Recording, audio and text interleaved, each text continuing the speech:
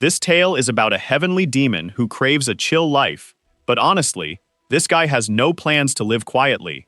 Right from the start, he's engaged to a stunning fiancée, but still hits up brothels in his first month, saying he's just trying to get his energy back. His first move? Testing his strength by attacking a poor maid. If he weren't so weak, he'd be a goner. In just the first week, he's already taken out the leaders of all the big groups around. All because they said he was only good for visiting massage places. And he's doing this while his body is still a total mess. In his past life, he hit the peak of human strength, but realized too late that it only led to his downfall. Now in this new life, he's got more knowledge than anyone, but he's stuck in a terrible body. Still, he's determined to go further than anyone ever has. This is the story of how someone who once ruled fights his way back to power, even when everything seems against him. Under the moonlight, a bunch of soldiers move toward the celestial demon floating in the sky. He asks if all they want is blood and fear. As the army charges, he says if that's what they want, then that's what they'll get. Suddenly, bodies start exploding and the sky turns red. Blood pours down. He remarks that they're way too weak, while the remaining survivors hesitate to even pull out their swords. He gets ready for another attack, but then the soldiers decide to fight back and rush at him. But the demon says they're about to learn what demonic hearts can do. The ground shakes, and a massive hand rises up. It goes after the army, who try to escape, but they get crushed and pulled down. As people are dying, they wonder if this is even real. How could so many not take down just one guy? Then the hand closed in the sky, and once again, blood rained down. The demon grinned and asked where the next challengers were, but the battlefield, now filled with bodies, was quiet. Suddenly, he felt something and clutched his chest. He began coughing up blood as a dark mist approached him. This was the cost of using demonic powers to this extent. He was paying for the immense power he gained from consuming countless souls. He thought he'd eventually break this curse that no one had ever escaped, but it seems his arrogance got the best of him. In the dark, a bunch of purple eyes were watching him. When he looked down, chains shot up from the ground and flew right at him. He felt like he was floating in a void, with his arms, legs, and neck all tied up. He wondered if someone was trying to drag him to hell, and then he screamed, breaking the curse, insisting he wouldn't be forced into this. But then, a light appeared in front of him, and his body started to fall apart. That's when he realized the dark art he'd used all his life was truly unavoidable. If he got another shot at life, he'd choose a different path. He just wants a calm, peaceful life. But hey, like I said earlier, I've read up to chapter 5. I can promise you he doesn't actually want a peaceful life. Not at all. In a classic Japanese setting, the boy stands by a lake.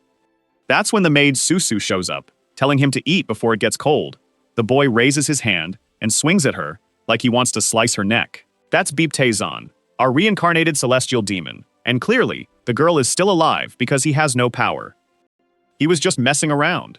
In other words, if he had any real power, she'd be dead by now.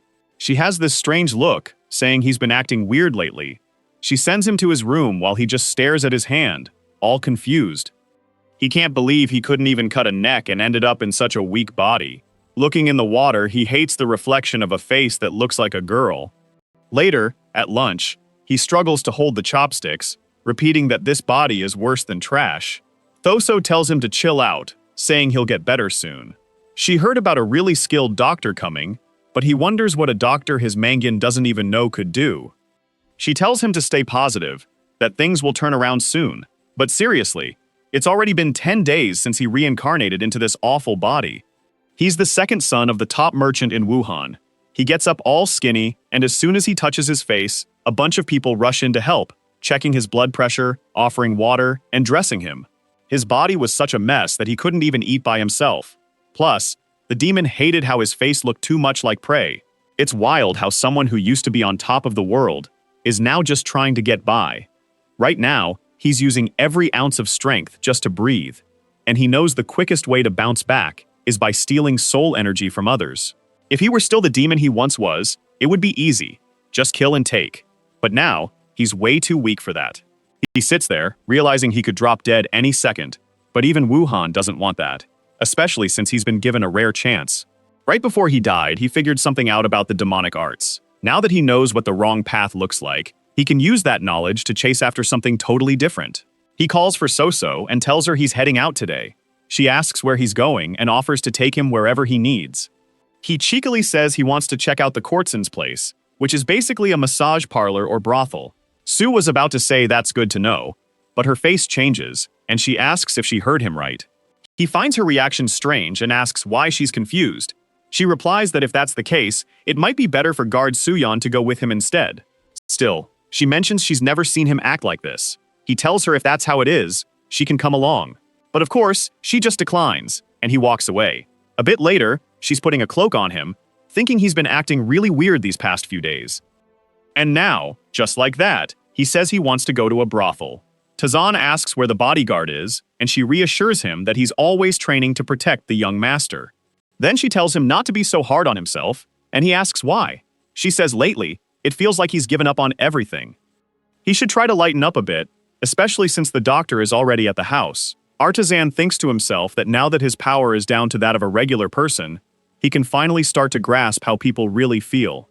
He can tell she really cares about him, which isn't a bad thing at all. Suddenly, he looks toward the gate and says the guy's here. Someone sneezes outside, and she asks how he noticed, which makes him think, of course, I noticed someone with that kind of aura. The gate opens, and Tae-jin glares at the man. Shin Kyum-won introduces himself, mentioning it's been a bit since the young master called him. Our main character looks at him and thinks this guy is like the very essence of a blade. His vibe is so polished, it's hard to believe he actually works as a bodyguard. Maybe his dad's merchant group isn't as ordinary as he thought. A little while later, they pull up to the grand battlefield, the House of Fragrant Roses. They hop off the horse, and at the entrance, Kyungwon says he'll just wait there. The protagonist asks why. They're outside, so why would he just stand there? Kyungwon tries to explain, but Tae-jin just wants to know if he's really sure he can keep him safe. The poor guy didn't even get a chance to reply before Tae-jin was already walking off, telling him to hurry up and join the fun. The guy says he can't do that. Tae-jin doesn't care. If you can't have fun, then you can't follow my orders. Just with one look, the guy started shaking, right? Then Tae-jin steps up and says it'd be awesome if he could have fun and keep him safe at the same time. But at the very least, if he doesn't want to enjoy himself, he should stick close. Kyungwon just bowed his head and said he got it. Right? With that, the girls swing open the doors, and he's welcomed by all the staff. Look at his face. He came here to stir things up. Some are playing little tunes, and soon they're all gathered around the table chatting. Tazan asks where the bodyguard is, and one of the girls says he's right outside keeping an eye out. You can already tell he's one of those strict types. It's tough to change his mind. One of the girls comes over to pour some drinks, but Tazan says he's not feeling too great. So today, he'll let just them drink. The girls look puzzled and ask what he even came here for. He says he first wants to hear all the gossip going around about him. They seem a bit confused, so he clarifies. He wants to hear what people are saying about the second son of the city's merchant leader. He'll ask each of them and expects some real talk. Later on, he learns that everyone thinks he'll inherit 1,000 gold coins, a small house, and a few properties. But honestly, that's nothing compared to what his dad has. Turns out, the big chunk of the fortune is going to the other son, Tae-soo. He's Tae-jin. In other words, it's a small difference. Just coming here was worth it, because this is info he'd never find out at home. No one would ever say stuff like that in front of him. Suddenly, he stands up and says that's enough chit-chat. It's time to kick things off. Unfortunately, handling all of them at once is tough, so today, he'll pick just one. He gives a look, and that one girl knows she's been picked. Next scene, he's in bed, and she comes over. Outside, the girls are all gossiping, wondering if he'll come back and why he chose Rion. She sits next to him, and he asks how long she's worked here. She says 10 years. Wow, she's got a lot of experience. No shortage of skills there. He smiles and says, if that's the case, let's get started. Meanwhile, the other girls are heading down the stairs, saying they'll ask their friend later what went down. One worker is quietly watching all the chatter when suddenly, a loud moan echoes through the place. The sound is quite the show for our guy. The other guy's having a blast, and the guards, everyone in the house can hear the screams. One guy even scratches his face and says, impressive sounds. A girl comments that the soundproofing clearly isn't working. Inside the room, it was super loud, and the girl was clutching the bed sheets tightly. But really, he was using a technique, pulling something from the woman's mind.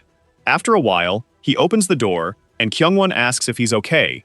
He smiles and says he feels better than ever. Then he starts walking down the stairs while the girls all watch from behind. After a bit, they call out to Ryong, curious about what went down. She's totally fine, and they all start saying she looks even more gorgeous.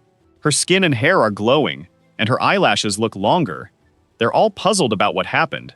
Did that guy give her some kind of magic potion? She says that's not it. She can't remember what went down. But she feels super light, like she's been given a fresh start. What on earth did that guy do to make her feel this way? Meanwhile, back at his place, So-So is doing laundry, wondering if the guy passed out at the courtesans.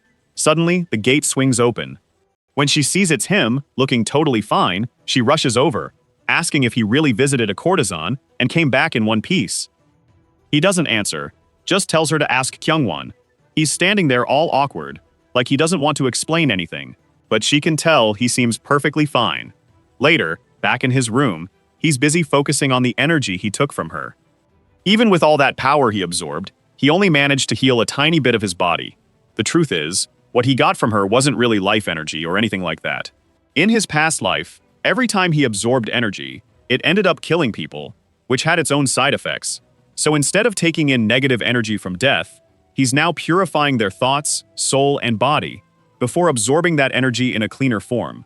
That's the realization he had at the end of his life, when he started falling apart and finally figured out what went wrong. That's why he went to the courtesan's house.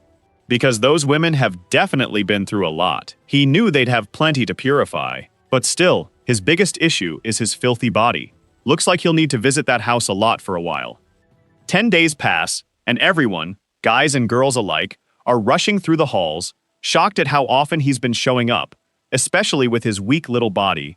They're all eager for a chance with him, since they get a visual upgrade after the purification. Plus, he's from a wealthy family, so if he happens to fall for one of them, that'd be her ticket to a new life. As they walk through the halls, everyone's trying to catch his eye and charm him. While he's showering girls with compliments, one girl feels ignored. The house owner is furious that this jerk keeps showing up every single day. A mysterious voice wonders if they should boost the soundproofing. Toshi responds that she's tried everything, but nothing works. Every time that jerk walks in, it's nothing but noise in that room. Even the other customers are starting to complain. Then she questions if the shadow ghost finds it odd that someone who was nearly dead is acting like this. And why is he coming to this courtesan house when his family owns others? The shadow suggests they should figure out what these guys are up to. She replies that for now, it's best not to. After all, they are the top merchant group in the city. First, she needs to understand what's happening in those rooms. Meanwhile, our guy strolls down the hallway, still being chased by all the girls. Just seeing him makes them light up with those love-struck smiles. But as he looks around, he thinks he wants a bigger challenge today, and wonders where she is. He turns to one of the attendants and says to bring out all the working girls, leaving the man puzzled. He replies that the most beautiful and popular ones are already there. The ones missing are the ones who don't attract much attention. But the rascal has already spotted one in the back. He walks through the crowd, declaring he decides who gets noticed. The girls look furious as they see him heading toward the least attractive one. He asks for the girl's name, surrounded by a dark aura, and she says, Dae Young. He says it's nice to meet her and that he needs her services today. The other girls whisper that this guy has some unique taste. He continues walking through the hallways, noticing she has a really heavy energy. She probably has a lot to purify, just the kind of person he needs. Now that he's regaining some health, it's time for a tougher challenge. He bursts through the door, but hesitates for a moment. Then he grins and says, just look at these idiots. He calls for Kyungwon and asks for his sword.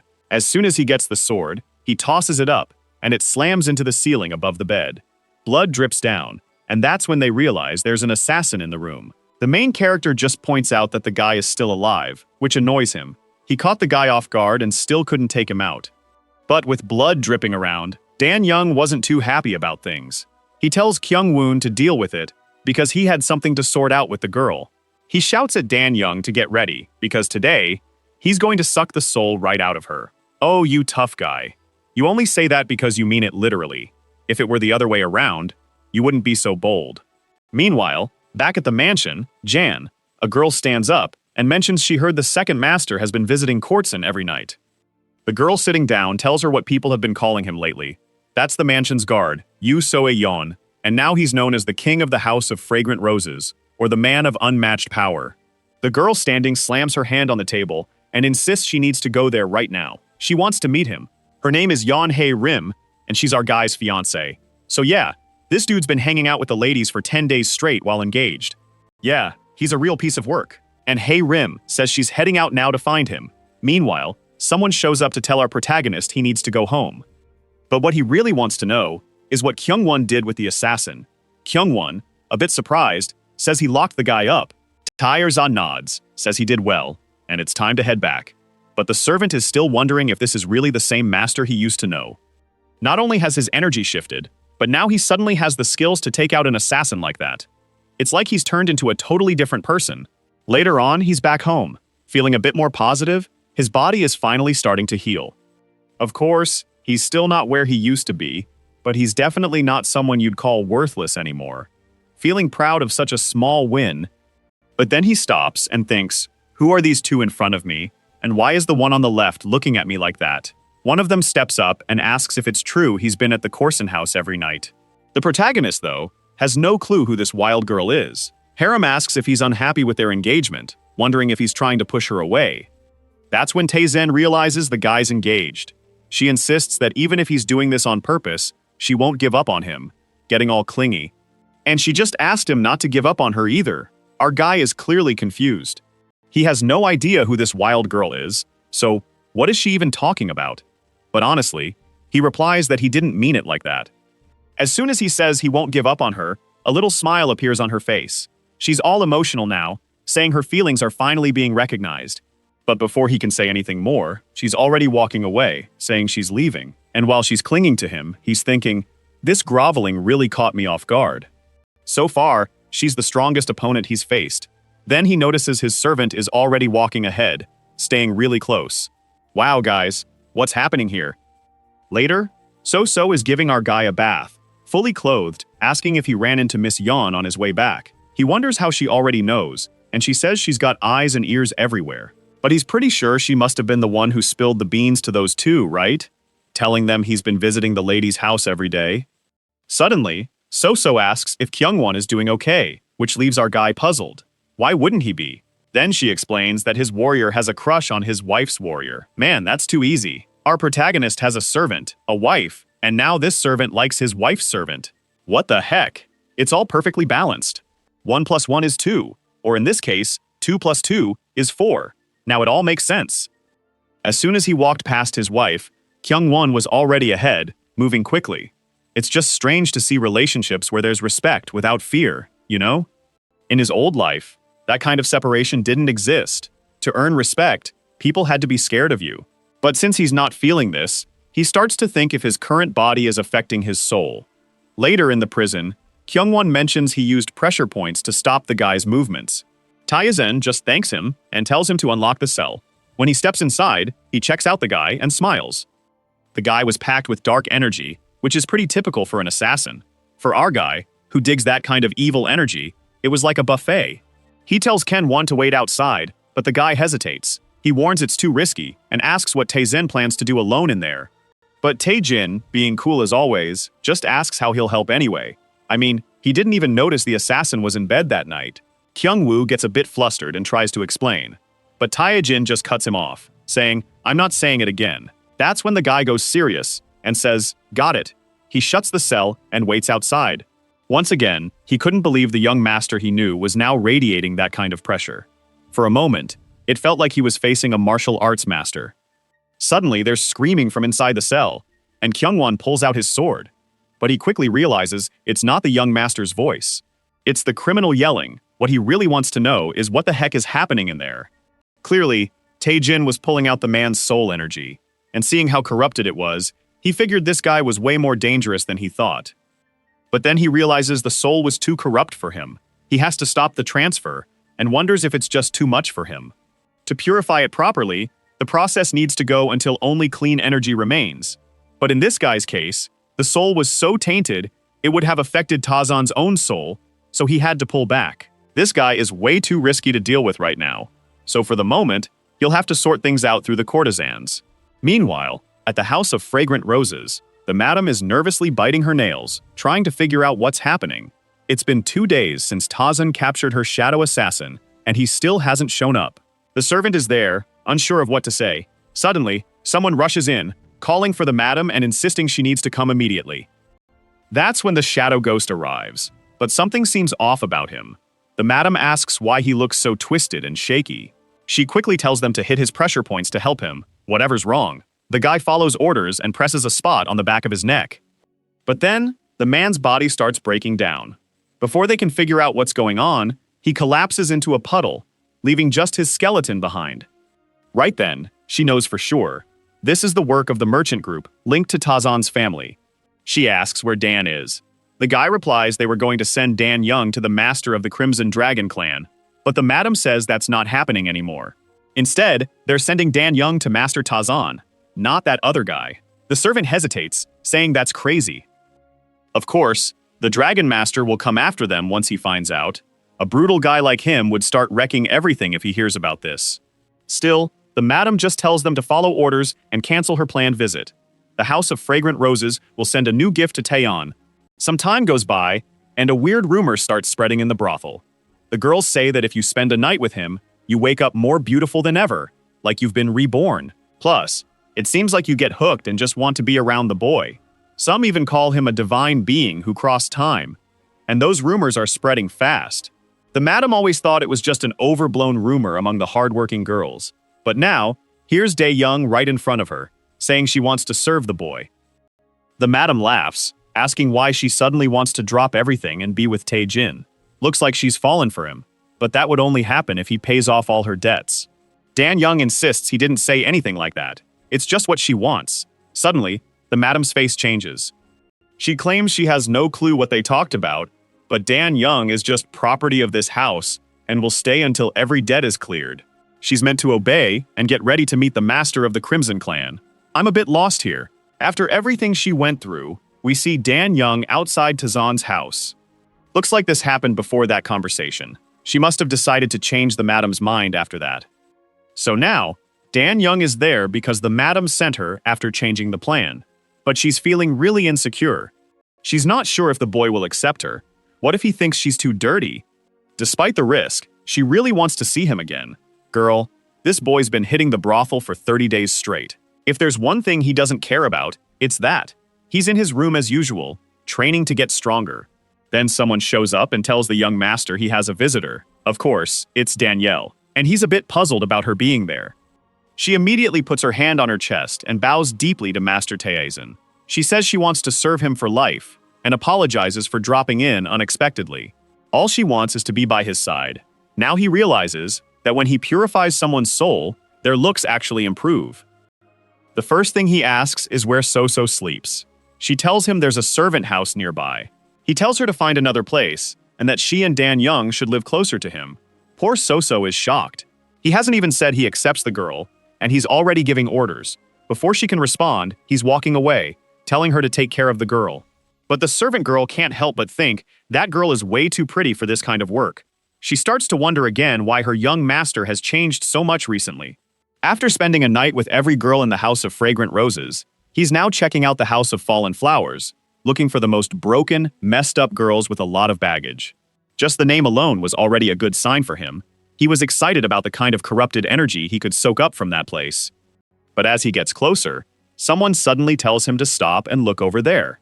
Kyung-won shoots a glare, and the leader of the Crimson Dragons introduces himself, asking if he's the one who took Dan Young.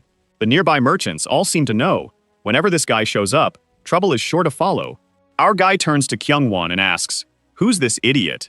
That's when he explains, "Yeah, that's the leader of the Crimson Dragon sect, a shady group that settled nearby." Tae-jin just says that calling them an unorthodox group is just a fancy way of saying they're a bunch of thugs. How could such lowlifes have the nerve to have such a grand name? He basically tells them to ignore those idiots and walks off like he doesn't care. Obviously, that doesn't sit well with them, and they ask if he's really going to just brush them off. Then they tell the little gigolo to stop right there. Tae-jin definitely didn't like that. But to be fair, it was kind of a fitting nickname, wasn't it? I've seen people get roasted way harder for way less. Still, the celestial demon mutters to himself how much he hates this pretty face of his, with every fiber of his being. And now this weird guy has the nerve to call him a gigolo. The guy starts laughing, mouth wide open, saying the little boy looks scared now, but Tae-jin is a man of few words. He takes a step forward and says he'll leave the rest to those who serve him. Kang-woon immediately gets it and draws his sword. Of course, the other guy's underlings react too. That's when the Crimson guy says it's ridiculous to hire bodyguards. Just act tough. Today, he'll show them what real courage looks like. And if the kid wants to get out alive, he just needs to hand over Dan Young. Tae-jin shoots back. That's not happening, and you talk too much. Did you think you could fight with just your words? Then, out of nowhere, the guy charges in, claiming the kid's heading straight to hell today. Kyungwon has already taken down his two foes, and when he sees the guy coming, he yells for Tazan to move. But our guy, as cool as ever, goes into demon mode and just flicks his hand, landing a solid punch right on the guy's chin. Unfortunately, Tae-jin's wrist seems to give him trouble. Even that simple hit was too much for his body. But the little Crimson boss goes down hard, crashing to the ground like a bag of trash. Kyungwon's worried, but Tae-jin just asks, "Are they dead yet?" A bit embarrassed, the servant replies, "No, they're just out cold." Tae-jin says, "You're really too weak," then tells him to finish them off and follow him. He pauses for a moment and adds, "If anyone asks who took him out, lie. Don't say it was me." Poor Kyungwon just stands there, nodding and saying, "All right, got it," but he's totally confused. How did Tae-jin take down the leader of the Crimson Dragons like that, with no weapon? It's clear now that what he did to that assassin wasn't just luck. The thing is, it's obvious he's not the same person anymore. The next morning, our cheeky guy wakes up right next to Dan Young. Honestly, I'm starting to think this soul extraction thing is just a cover. The kid's clearly having a blast. I didn't see him pull any corruption out of her. It looked more like he did something a bit more corrupt instead. Right now, he's upset with himself for almost breaking his wrist just to take out that useless guy yesterday. He knows he's got a long way to go. But there's no way he's accepting being called a gigolo. Suddenly, he's curious about why Heron's bodyguard is around. Soo-yeon looks at him and says, "So you finally decided to show up." As usual, our boy skips the small talk and asks why she's here. He's pretty sure it's not for tea, but before he can answer, Soo-yeon asks if that girl in the corset was one of the ones from the place he's been visiting every day. Straight to the point, he just asks, "What's up?" She notices his coat is half open and questions if he just got back from the brothel. Being totally honest and unfazed, he says, "Yeah, the poor girl looks like she just lost all hope right then." She then tells him that his engagement will have to be called off. Clearly, he doesn't seem to care much about any of this. She explains that it seems someone sent a marriage proposal for her, straight from the Zhongli clan and the Morium Alliance. And Zhongli, isn't that the guy from Genshin Impact? What's he doing here? Is he trying to take our boy's wife? Because of that, Heron has to cancel the engagement, but she's totally against it. The issue is that rumors are starting to spread. Tae-jin gets that it's tough for her to say no when everyone knows he's been out there in the brothels, one girl a night or more. So he asks if she came to warn him about the Zhongli guy. After all, those guys might try something against him. So Anne explains that, yes, Heron asked her to keep an eye on him. When she starts talking about those people, he just calls them a bunch of filthy bastards. Apparently they're important because she tells him not to speak like that so openly. But this Zhongli clan seems to be the same one that ditched him when he was the celestial demon. So yeah, those bastards have been causing trouble for a long time. Soo-yeon stands up, saying it's interesting that she came to defend him, but he's really curious to see what those guys can actually do. Later, under the moonlight, 3 people are walking through the forest. Our boy has a little excited smile on his face. That's because his body keeps evolving more and more. But on the flip side, Soo-yeon is glaring at him, full of anger. He turns to her and says if she doesn't want to follow him, she doesn't have to. But she looks down and says, "It's not like that." This is the least she can do for him. The main character shrugs and thinks that anyone watching might assume he wants her there or something. Suddenly, he stops. Kyung-woon asks what's up, and he just wants to know how many of them are out there. The servant looks a bit puzzled, but when he glances up, he spots a bunch of assassins in the trees. Tae-jin sees 3 and quickly says no. Actually, there's another one hiding, so that makes 4. The guys drop down from the branches. One of them says, "There's no point in hiding anymore since they've been found out." The guy in the back with white hair suggests they all just go along quietly. But Tae-jin is furious that these thugs are pretending to be respectable. As usual, he ignores what the guy says and tells his servant to gauge the strength difference between him and the white-haired guy. Kyung-woon takes a look. He notices some energy radiating and a slight smell of blood. From those clues, it was obvious. This wasn't just any assassin. He tells our boy that the guy is strong, but he thinks he can take him down pretty easily, since he's about 3 levels above him. Clearly, this guy isn't exactly humble, Everyone who shows up gets roasted and ignored. Taezen then asks why he's still standing there. It's time to see if he was right.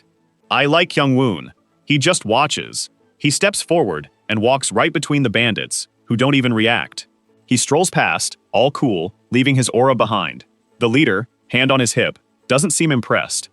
He starts to draw his katana, saying the guy really does have impressive energy. But it won't be that easy. In a flash, Kyung-woon nearly gets slashed in the face. And the issue is, after dodging the first strike, the guy is already going for another from above. Kyung-won pulls out his katana just in time to block the hit. That's when the real fight kicks off, you know?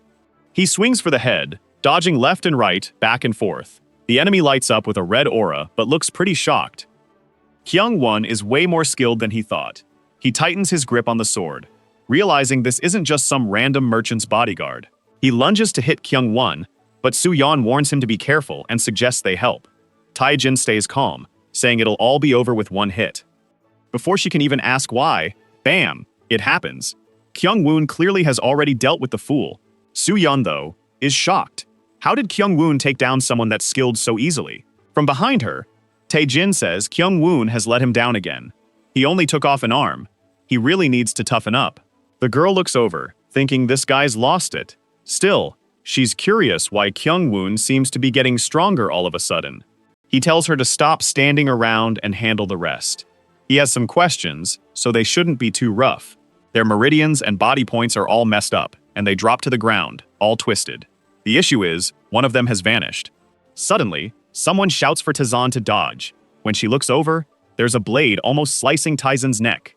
But before she can react, Kyung-won jumps in and slams the guy's head into the ground. Taezen, though, doesn't seem too pleased. That's because, to save him, Kyung-won let that one-armed assassin get away. Seriously, this servant is way too soft.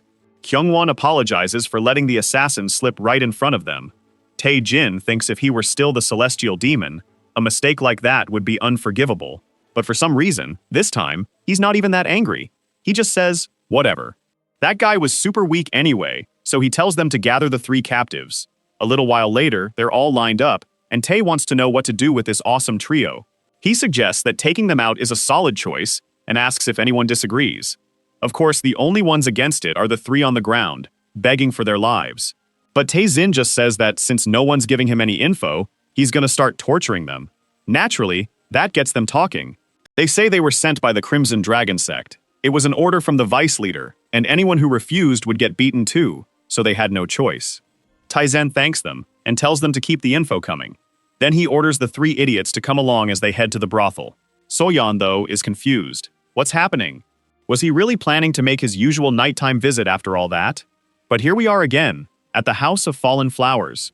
And the moaning is echoing through all the halls. Outside the door, the 2 servants stand, red-faced and a bit confused. Kyung-won, poor guy, this is worse than torture. He can't even look away while all this is happening. She asks if this is really okay, if he's sure he doesn't need to go in and check what's up. He says it's normal and that he just has to hang in there until morning. Su-yeon starts to feel something's off, and then she realizes, yeah, this poor guy probably goes through this every single night. Even the 3 captured fools are on the floor, listening to everything. Eventually, the sun starts to rise, and our boy steps out of the room. For some reason, the 3 little bandits now have these sweet, innocent looks on their faces, kinda like NPCs acting shy. Kyung-won notes that strangely they ended up sharing all the info. Looks like their plan was really to bring Tae-jin to the Crimson Dragon sect to deal with some issue, and not even the 3 of them know who the guy that ran off is. That's because he only does special jobs for the boss. Tae-jin is sure they're not lying. That guy wasn't just some random thug. He just got unlucky because Kyung-won isn't your average bodyguard. Honestly, 99% of folks would have been toast fighting him. The only thing that strikes him as odd is that the Zhongli clan doesn't seem to be involved at all. Then he says it's time to head home, and to bring the 3 guys along. Later at home, he opens a gate and puts the 3 guys inside, saying he's going to set some limits. Then he turns to Kyung-won and Su-yeon, telling them to really pay attention. He's about to teach some martial arts, so they better catch on fast. The 2 are a bit puzzled since they had no idea Tae-jin could even teach anything. But he just tells them to learn this simple restriction technique. The trick is in how you channel energy and let it flow through someone else's body. He touches the guy's neck and warns them to be careful, because if it's not done right, the person could end up dead. Then he tells the guy to focus, or he'll lose his sight. The poor guy was about to say something, but too late for that. He's already on the ground, all contorted. No clue what's going on. Our main guy tells them to take advantage of the situation. There are plenty of people around to practice on without any worries. Kyung-woon starts training, wondering where Tae-jin picked up all this knowledge. Soo-fyun, meanwhile, is standing back, confused by what the two are doing. That's when the protagonist suddenly shifts his expression and says he's going to teach how to make a guy's testicles explode. This is supposed to be the celestial demon who wants a chill life, right? Just seconds later, the two poor guys are already hunched over, in serious pain. Did they really just blow those guys' balls up? That's just cruel. It would have been easier to just take them out in the forest. While all this is going down, we get a glimpse of the Oziel Pavilion. A man walks up to a table where a bearded guy is sitting. He seems to be reading something and asks if the House of Fragrant Roses, the first place our guy visited, rings any bells. That guy is our protagonist's uncle, the master of the Oziel Pavilion, and his name is Bichok Wohang. The guy he's talking to is Bikok Sang, his son, who mentions they'll soon reveal a weakness. The dad rolls up the scroll and says it doesn't really matter if they recognize anything. They just need to make the most of this situation and cash in as much as they can. That cursed perfume shop is actually a spy ring pretending to be a Corson house. They clearly want to use this to pull that place into the Golden Wall Merchant Group, which is the family business for our boy's whole clan. The dad asks if the son has any more updates, and he shares that the Crimson Dragon's crew seems to be splitting up since that guy kicked the bucket. One of the factions is called the Golden Celestial Alliance, and they need to watch out for them because they're really dangerous. This alliance was formed by some merchants from Han City. On the surface, they look like they're getting along just fine, but in reality, this alliance is plotting against their group. Now the dad's curious about what those guys are up to this time. The son says he'll keep an eye on things, and if he spots anything off, he'll let him know right away. After a brief pause, the old man decides to ask, "What's this talk about Tae-jin being called the King of the Knights?" He wants to know if the kid's on some special medication or what he's taking to have so much energy. The son responds that he hasn't heard of any medicine.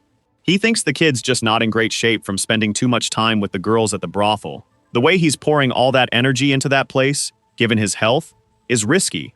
He's just cutting his own life short, and the uncle says he gets it. It's all good, but honestly, he's just dying of jealousy over that guy. Later, back at our boy's mansion, So-So is asking what happened with those bandits. Now all obedient and looking down, he says they're not bandits. They're just honest workers he brought in to help her out since she needed it. She replies that they definitely look a bit suspicious. Tae-jin thinks to himself that if she didn't want help, she shouldn't have asked for it in the first place. But honestly, So-So is starting to believe our boy is actually a nice guy. He brought in these guys who look like they're itching to get to work. Tae-jin then says it's time for them to get new names. From left to right, they're Black 1, Black 2, and Black 3. The guys are clearly confused, but with just one look, they bow down and thank him, saying it's awesome to be Black 1, Black 2, and Black 3. He turns to So-So and says it's settled. Those are their names, and she can use them however she likes. Then he asks where Kyung-woon is since he hasn't seen him in a bit. She scratches her chin and says he's usually training around this time. Our boy looks up at the sky, saying that Guy lives a ridiculously honest life for just being a merchant's guard. Not sure if that's a compliment or a roast for the poor guy. And there's Hyun-wen again, practicing his sword moves. He thinks it's crazy how Tae-jin took that guy out with just one hit to the chin. He's never seen a technique like that, so how did he pull that off? Hyun-wen has never regretted being part of the Sword of the Dragon group. His job with the merchants is pretty straightforward. Whenever there's a crisis, it's his job to step in. As long as he keeps that under control, he gets paid really well. But it's also true that the longer it takes him to get stronger, the more anxious he feels. Lately, though, something's changed. Watching Tae-jin from afar, he knows that's the person who can help him level up. Suddenly, someone interrupts him, asking how long he plans to keep training. When he looks back, there's our boy saying it's time for their daily visit to the Corson house, as usual. The servant, though, says he has a question, and Tae-jin turns to hear it.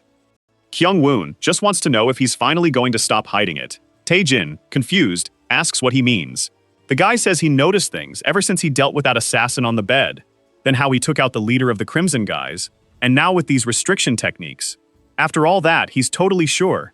The protagonist wonders if this guy really knows who he is. He thought this dude was just another strong but dumb type, but it seems he let his guard down too much. He can't let anyone find out he's the celestial demon, especially since he wants a chill life. Yeah, super chill. We're really seeing that chill life in action. His life is so laid back. He's actually thinking about whether to take this guy out now if he knows too much. But then, out of nowhere, Kyung-woon drops to his knees and asks for help. The protagonist is a bit puzzled, but the guy says he knows he's a genius and wants him to take him on as a disciple. Tae-jin finally gets it. The guy thinks he's some secret martial arts master hiding his skills. Then Kyung-woon says he wants to get stronger and is after revenge, because someone wiped out his sect, but our wise Tae-jin tells him not to let revenge drive him. So many people have lost their sects. He's just one of many, and shouldn't think he's unique because of it. Yikes, that's rough, man. He tried to share his pain and got totally shut down. Our guy turns away, saying that people who use emotions like that as motivation don't stick around. Once those feelings fade, those people fade too. That's why he only takes on those with a pure desire to get stronger, nothing more. Kyung-woon stands there awkwardly, taking it all in, and our guy says that those who follow that path can get their revenge whenever they want. The poor guy just puts his hands together, bows his head, and says he gets it. Later, on the bridge, he's heading to visit the ladies again, my dudes. Soyeon is just tagging along, right? Not really into all this fun. Walking ahead, our guy tells Kyung-woon to stop being an idiot and talk to her already. The fool acts like he doesn't know what he's talking about. But our guy just tells him to stop playing dumb. He knows exactly what he means. Suyeon is starting to wonder if he really does this every single day. What could her friend possibly see in someone like him? Out of nowhere, Tae-jin stops and says he can smell blood in the air. No one else seems to notice, and our boy tells them they're all clueless, only using their noses. Sorry, sixth sense here. I haven't unlocked smell level 2 yet. Tazan quickly realizes it's the same vibe as the guy who lost his arm, and he senses more than one presence. He turns to the others and tells them to go take someone out. Before he even finishes, Kyung-won is already gone. Suyeon, though, still can't sense anything and is unsure of what to do. Suddenly, she spots something coming and grabs a small knife. Wait, never mind. It was our boy who grabbed the knife. He tells her to stop standing there like a fool, or she'll be in trouble. Poor thing has no clue where the attack is coming from. He kind of points in a direction and tells her to head that way, insisting she should give it her all. Just then, one of them charges in, and that white-haired guy is back, swinging his sword. But since he's missing an arm, even Suyeon can easily defend herself. The guy realizes she's not as strong as Kyung-won. She grits her teeth and charges forward, telling him not to budge. But she steps right into a trap he set, and everything starts blowing up under her feet. It was probably meant to freeze her, giving him the chance to go straight for our boy. She realizes he was trying to create an opening to take out his own master. With how things are going, it looks like he might actually get killed. It even looked like he managed to stab Tae-jin right in the chest, but Tae-jin just smiles and says, "This is when you can really see who's inexperienced." The guy's face changes when he sees our boy caught the sword under his armpit. Before he can even figure out what's happening, he gets hit in the neck and collapses, coughing up blood. Suyeon still hasn't moved and can't believe he took that guy down in one hit. Once again, he tells her to stop being still and actually join the fight. The poor girl is there, apologizing and promising to do her best. He reminds her not to forget to grab that loser's body, since they plan to use it. As she kneels to pick up the body, she can't believe Tae-jin actually took that guy down. The same guy she would have struggled against without even getting a chance. Now she's looking at him differently. You can tell because she's already saying she found someone who's going to change her life. Apparently, his nightly motel visits don't bother her anymore. She's eager to stick by him and learn what technique he used. While walking under the moonlight, she gets hit with another lecture. He tells her that based on how she fought today, she's way too weak to think about protecting him. From now on, she'll be training with Kyung-won. She hesitates a bit, but it feels like she'd be learning from him, since he wants her to get stronger, and maybe she could even become his disciple someday. But then she suddenly asks, "Where's Kyung-won?" He reassures her not to worry. He can handle himself. But if she wants, she can go look for him. Clearly, he took down the other thug without breaking a sweat. Or, well, it wasn't that simple. He's sitting there, out of breath, saying that guy was tougher than he thought. Still, he managed to beat him with some ease. He pauses for a moment, looking around with a confused expression, but he doesn't sense anyone nearby. In other words, where are the two he came with? The next day at the Oswald Pavilion, he's with the father's uncle, or whoever that crazy guy is, discussing how Taisen is heading to the Courtson house to collect some bodies, which messes up the old man's plans, since he wanted to handle that himself without complicating things. Bodek Taisen has no other choice. The informant also mentions that the Crimson Dragon's sex master has no choice but to go after Master Taisen now. The uncle says they can't let this situation slide. Something needs to be done. There are too many eyes on that one person. At this rate, it could hurt the reputation of the Golden Wall Merchant Group. He walks to the window and says it looks like Taizen is getting his strength back. The son responds that it's hard to believe. It seems like he spends all his energy every night, but somehow stays at 100%. Are you using some kind of potion? The uncle just shrugs and says, maybe one day we'll uncover that legendary secret. Back at home, dinner was laid out on the table. Black 1, Black 2, and Black 3 were all there. Wow, these guys are being treated well. The main character asks why they're not eating, and they seem a little unsure. It's kinda awkward to eat with the master, but he just says they're part of his crew now, so they should dig in. From now on, they'll all share every meal together. Black 1, 2, and 3 quickly agree that it's a fantastic idea. That's when Soso mentions that the guy known as the Divine Doctor is coming today. Rumor has it he can heal anyone, even those totally drained of energy. But our guy says he'll keep healing just fine as long as he can visit the Kortsen's house every night. Everyone feels a bit awkward. He's kinda shocked to say that so openly in front of everyone. Oddly enough, Soso seems to understand. She says there's no way he's recovering like that. It's not like he's stealing their energy. But he replies that what he's doing is pretty similar. She wants him to explain, but he just tells her to let him know when the doctor gets there. She mentions he seems to have taken some lodging elsewhere in the city, and from what she heard, he wants to check out the area he's passing through first. At the mountain's peak, a man in a hat looks down at the city. He comments that the name Golden Wall Merchants sounds pretty impressive. Another handsome guy just showed up, and when a story has a bad boy lead and a pretty guy appears, there are usually two outcomes. Either he's gonna die, turn into a villain, and get wrecked, or he'll be the goofy friend who gets humiliated all the time. It always goes this way. Who wants to place bets with me? Now, back to the lunch that was happening earlier. Our protagonist is eating calmly, and then mentions he heard people saying Black 1 has been helping out a lot lately. The poor guy gives a shy smile and says he didn't do anything special. He was just keeping an eye on the warehouse and helping out a bit. He adds that Black 2 and Black 3 are the hardest workers of the bunch. He's also noticed that the master is looking more handsome lately. He insists he's not joking, or trying to butter him up. He's seeing that the master seems taller and stronger, and his skin looks smoother every day. Even though he's a guy, he's starting to feel more and more attracted. Our guy tells him to cut it out, and stop with the gross comments. But Black 1 keeps complimenting him, saying it's really impressive how much the young master is changing. Black 2 and 3 are thinking this guy really needs to shut up. But the protagonist realizes that, in a way, he's actually noticing something true. He's not as pale as he used to be, and he's getting his muscle back, right? That's because he keeps taking in those cortisones. But whatever happens, he knows he can't stop collecting souls. If he keeps this up, what's going to happen one day? Are you going to live a chill life like the title suggests? Nope, definitely not. A little later, we see a crowd gathering at the entrance. Ah, they've brought the so-called Divine Doctor. A guy in a green robe greets him, saying it's a pleasure to meet him. That's Gamujen, the one in charge of the workers at the Golden Gate Mansion, owned by our boys' merchant group. The Divine Doctor replies that it's just a matter of fate. He's excited to meet the patient and asks to bring him in. The guy, just like us, is thinking, this kid looks way too young to be the Divine Doctor. As they walk through the mansion, the doctor remarks how impressive the place is. Gamujen explains that the owner of the Golden Gate Group spent a ton of cash building this. It's one of the 3 biggest pavilions in the whole area. Nearby, Black 1, 2, and 3, I still can't tell them apart, are working on the plants. The doctor looks over and asks who that woman is. Looks like someone's got a crush. Gamujen mentions she's the second servant of the mansion's young master. Apparently, she hails from a well-known family in the province. She's one of those who came here wanting to serve the boy.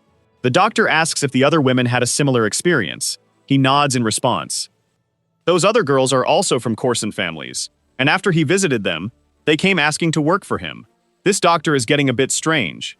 He claims each of them has a super rare body type, and he wants them for himself. Domugen thinks it's surprising that the Divine Master is into multiple women. Feeling a bit awkward, he says he gets it, especially since they're all gorgeous. But the doctor interrupts, saying he's talking strictly about their physical condition. So he's not talking about looks, right? He probably means their bodies are pure, like a fresh scent. Someone in that state could learn anything they want. Gamujin apologizes for the mix-up, and the doctor says it's all good. He just wants to know if he can take them all on as disciples. Gamuzin starts to get nervous since they all belong to the young master. The doctor says if the guy agrees, it'll be a favor he'll never forget. With that sly grin, he's sure that no one in their right mind would pass up a chance to bond with him. Yeah, guys, looks like I called it.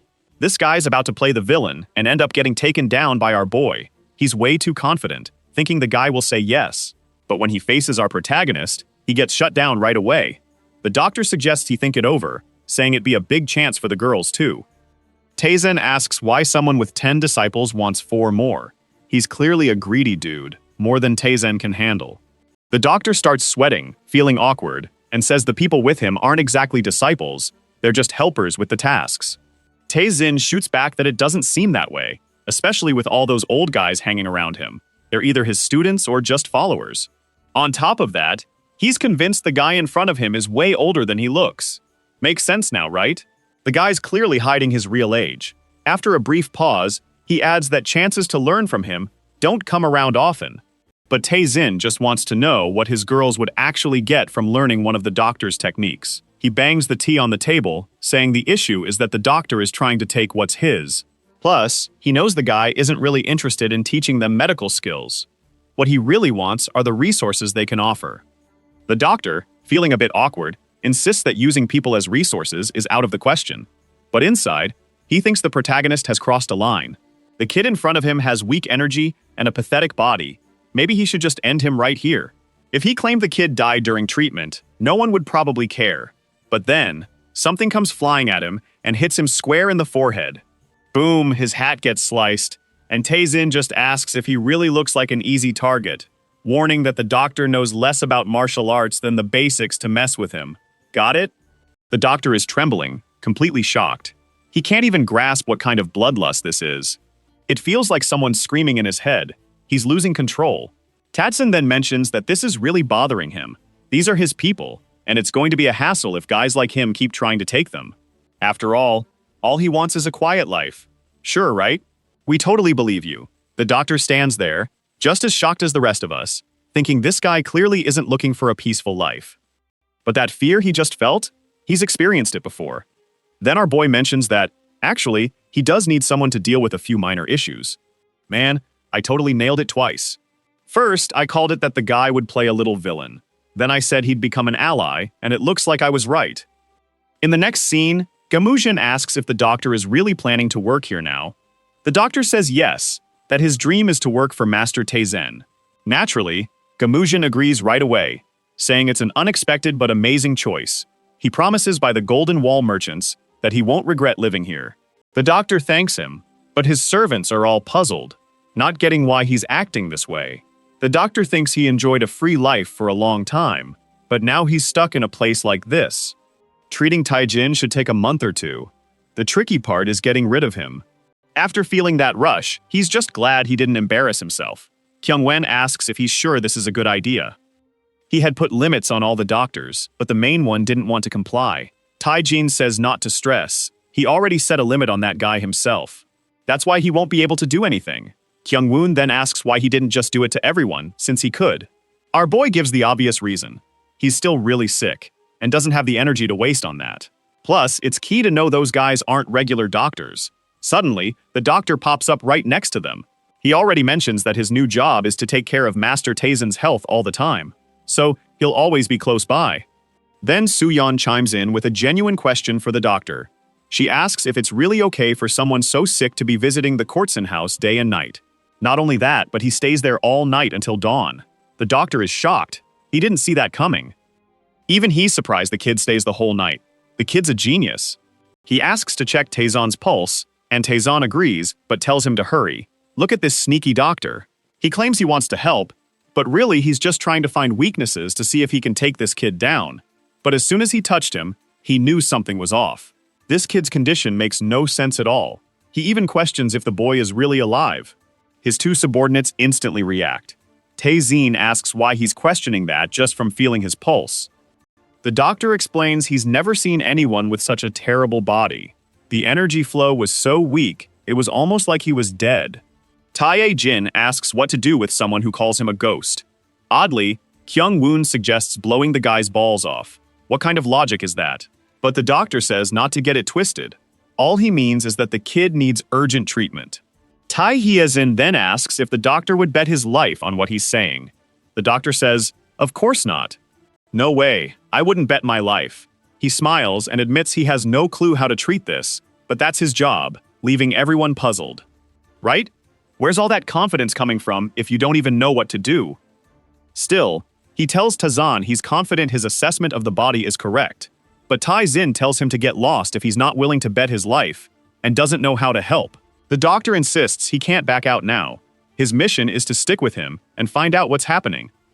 But deep down, he's thinking this is all way too weird. How is this guy even moving with a body like that? Then he asks Tazan how he heard about him and the title of Divine Doctor. Tazan replies he honestly has no idea who he is. The doctor thinks he's joking, asking if he's from some cult or part of a secret merchant family. Suddenly, Tae-Zin stops in his tracks. He spins around and says he has no clue what cult the doctor means. But if he's bold enough to say it out loud, it can't be that secret. Then he walks away, warning the doctor that if he keeps chatting like this, he won't last long. The poor guy starts shaking again, sensing that same bloodlust. As for the other two, they've figured out that when you're with Tae-Zin, it's best to keep your mouth shut. Just follow along and stay quiet, to avoid getting hurt. The doctor comes to the same realization. For now, staying silent is the best move. The next day, at the place where the Divine Doctor's group is staying, he's drawn some conclusions after watching Tae-Zin all night. While he was at the court's end house, the screams and moans went on all night. He figured out that the boy is truly unstoppable. Plus, he noticed that the girls from that particular brothel seemed way purer than those from other places. All the pure ones had spent a night with Tae-Zin. He's now convinced that the boy has some kind of ability that changes people into something pure, and he probably spends 6 hours using that skill. Wow, this guy has figured out a lot already. Quick work, you clever brat. The doctor's goal now is to get closer to the boy and gather more info.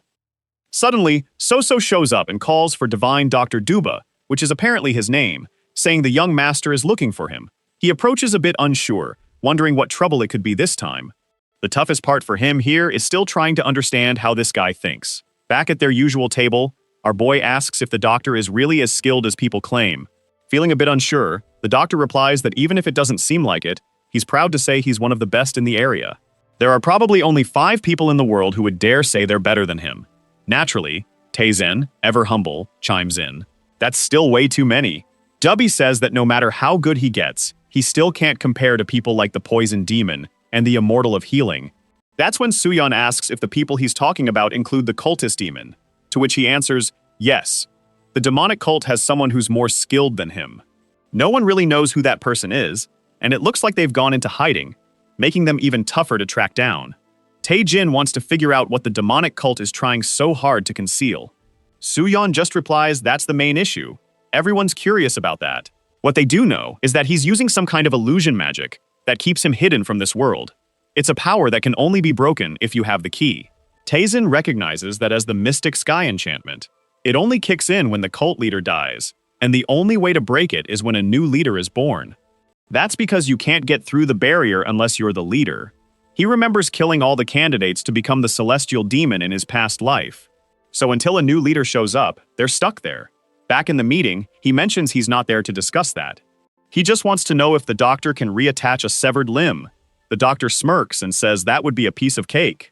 Of course, it's never quite the same as if someone never lost their arm, but he can fix a damaged limb as if it was cut cleanly. Tae-Zin asks which limbs and organs he can work with, and the doctor replies, most limbs and organs. He can save anyone as long as they weren't killed instantly. Tae-Zin says that's great news and tells him to keep an eye on the training of the other two. The doctor looks a bit puzzled and says he doesn't know anything about martial arts. He spent his whole life studying medicine, but Tae-Zin tells them that now they can train properly, since they have someone who can ensure they don't die right away. They're allowed to chop off each other's limbs, as long as their heads stay on. Naturally, the two servants instantly get what he means, and are standing there shaking, asking for more details. Tae-Zin explains that the way to get stronger is to really fight for your life. You'll level up way faster if you go at each other like you actually want to kill. The two of them are already trembling. which means they'll have to cut off each other's limbs while the doctor puts them back together afterward. Our boy tells the doctor that his job is to make sure neither of them dies. Kyungwon says that's going to be a problem, because if he gets hurt during practice, it'll be tougher to protect our boy. But Tae-jin reassures them not to stress. He's sticking around for a whole month starting today. That's their deadline to get strong enough to protect him. The doctor realizes he's stuck here and says they can fight as much as they want. As long as they don't go down right away, I can patch him up. Plus, he's confident this training style will pay off. Their skills will skyrocket. The doctor believes this approach will work since it dates back to the celestial demon from ages ago. Boom, a month has already flown by. And guess what? We're back at the courtesan house. During training, Kyung-woon spots an opening and tries to slash Soo-hyun in the neck. She barely dodges, but gets a small cut on her cheek. Now that she sees he's going all out, she decides to go for the kill too. He hesitates for a moment, and she comes at him, leaving a scratch under his chin.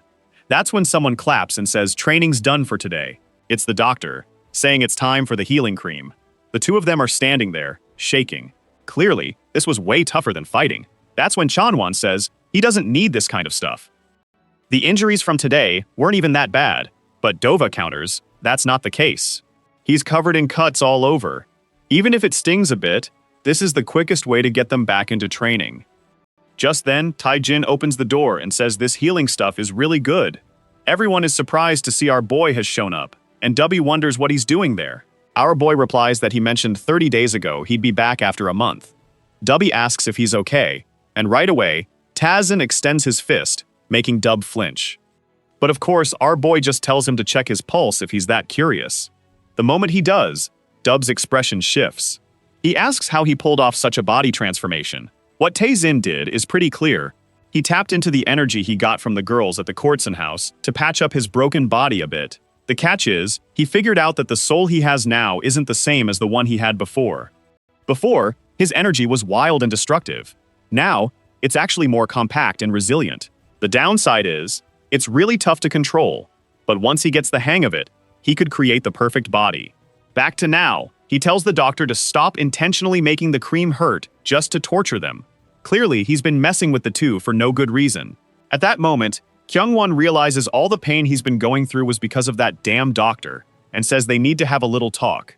Feeling scared and off balance, Dubby tries to say his guys went through a lot to get that info, but Tae-jin just says he's living way too comfortably. The doctor, poor guy, is struggling, saying it's tough to train those two. He has to keep applying ointments, heal their wounds, and handle everything else. You'd need two people to manage all that. Tae-jin asks if he's saying he wants to split his body in half, and the doctor, with a crooked face, replies that it's not a funny joke. Every time our guy threatens him, he remembers something scary from his past. Tae-jin finds that odd and wonders if this guy was part of the Sacred Demon Clan, a group that gathered intel everywhere. Each member disguised themselves as bodyguards, merchants, and doctors in different cities. He probably lived as a doctor. That makes the boy wonder if he might know about his old life. Dubby then mentions it's weird that our guy is so curious about the Zonglo clan. The daughter of the young mansion must have been a real knockout. The king of the brothel thinks, yeah, she really is gorgeous. In a way, she even reminds him of someone from his past. Oh snap, I thought he was going to say something like, but I don't care about her. But nope, that was it. The dude's in love, and Dub is asking if they shouldn't add a few more bodyguards since the Zhongli clan is pretty dangerous. But the protagonist just says he's a scared little kitty. Obviously, he wouldn't need anything like that. Dealing with the Zhongli clan should be a walk in the park. When he was the celestial demon and everyone else was losing to his sacred clan, only the Zhongli clan took off. He tried to chase after them to stop those jerks from escaping, but by the time they caught up, everything was already burned and they were gone. Now he's curious about what those guys are up to these days. At the Yan mansion, an old guy is standing there, staring at our protagonist with wide eyes, saying that apparently, the doctor really is something else. His health seems to have improved a ton. That guy is the master of the Yan mansion and Heron's dad. Tae-jin mentions he's still a long way from getting back to his old strength, but he'll get there eventually. Nothing weird about that, right? Doesn't give off any reincarnated vibes at all. Master Yan laughs, saying it's been ages since they last met, and the boys have changed a lot. It's just too bad things have gotten so messy this time. Looks like the Zhongli clan is really set on going through with this. They're refusing to recognize his marriage to Heron, and on top of that, they have a lot of support. And if Tae-jin doesn't put up with the humiliation, they'll likely go after the Golden Gate merchant group. The protagonist says he'll try to sort it out, angrily mentioning that those damn Zhongli never change. They're trying to use his marriage to ultimately take over both the merchant group and the Yan mansion. In the next scene, we see the protagonist with his crew, Black 1, 2, and 3. Just as he's about to leave the house, someone puts a hand on the door. A 3-meter-tall lunatic asks if he's Tae-jin, and this guy is the newest son of the Wong family, known as Wong. Right away, our guy recognizes him. Then Woong says he heard our guy isn't great in bed. Excuse me? If there's one thing our guy is known for, in a good way, it's that. You've got it all wrong. But the dude asks if Tae-jin wants to get schooled. Wow, I just realized it's not Black 1, 2, and 3. It's Woong's crew that's ready to throw down. Woong is standing there with that look of a side character about to get wrecked, asking if our guy wants a private chat. Tae-jin wonders if it's just going to be the two of them alone. Out of nowhere, Kyung shouts that our guy can't just dismiss him like that. Wang laughs, pointing out that even his bodyguard is acting pretty cocky. He was looking for a lesson with his crew. Tae-jin thanks him, mentioning that Kyung-woon just wrapped up his training, so a duel would be perfect. Looks like our guy is teaming up with Hwang and leaving Kyung-woon to deal with those guys. Basically, one side's gonna take a hit over there, and the other side's gonna take a hit here. Those poor guys, probably weaker than the first 3, draw their swords and say they're ready to fight, but if someone dies, it's all good. Nearby, Dov finds this whole situation pretty fascinating since those guys were the best of Zhongli. He's excited to see how all that training pays off. But he's gonna keep his distance, right? Fighting's just not his thing. Over at the mansion, Wong stands by the lake and asks if this spot isn't nice. Tae-jin just says the guy's really dedicated. You just got here and already found a place like this. Wong replies that it makes sense since he's been waiting for this moment forever. Tae-jin might not realize it, but Wong is really good at causing pain. Our guy stands there with his arms crossed, sighing, saying he can't wait to see that. But before all that, he wants to know if Wong really wants to marry Hareen. Wong says yes. She's pretty enough to deserve more than one love. But that doesn't mean she's the right match for him. His goals are way too big for someone from her family, and then he says it's not enough and throws a knife. But the knife just hits the tree and he looks foolish, wondering where Tae-jin is. Yeah, man. Look where he is, hand on his head, right behind you, saying it's time to see how far those ambitions really go. Yeah, sucker. Now you realize the guy who was supposed to be all messed up isn't really that messed up after all, right? In a flash, he's already yelling, and the sound echoes through the forest, scaring people far away. Right away, King Wan is convinced Tae-jin must be taking down the poor guy. It's weird, but the guy's own servants can't even recognize his voice. They think Tae-jin is the one in trouble, but I know better. I'm telling them to quit playing around and just attack already.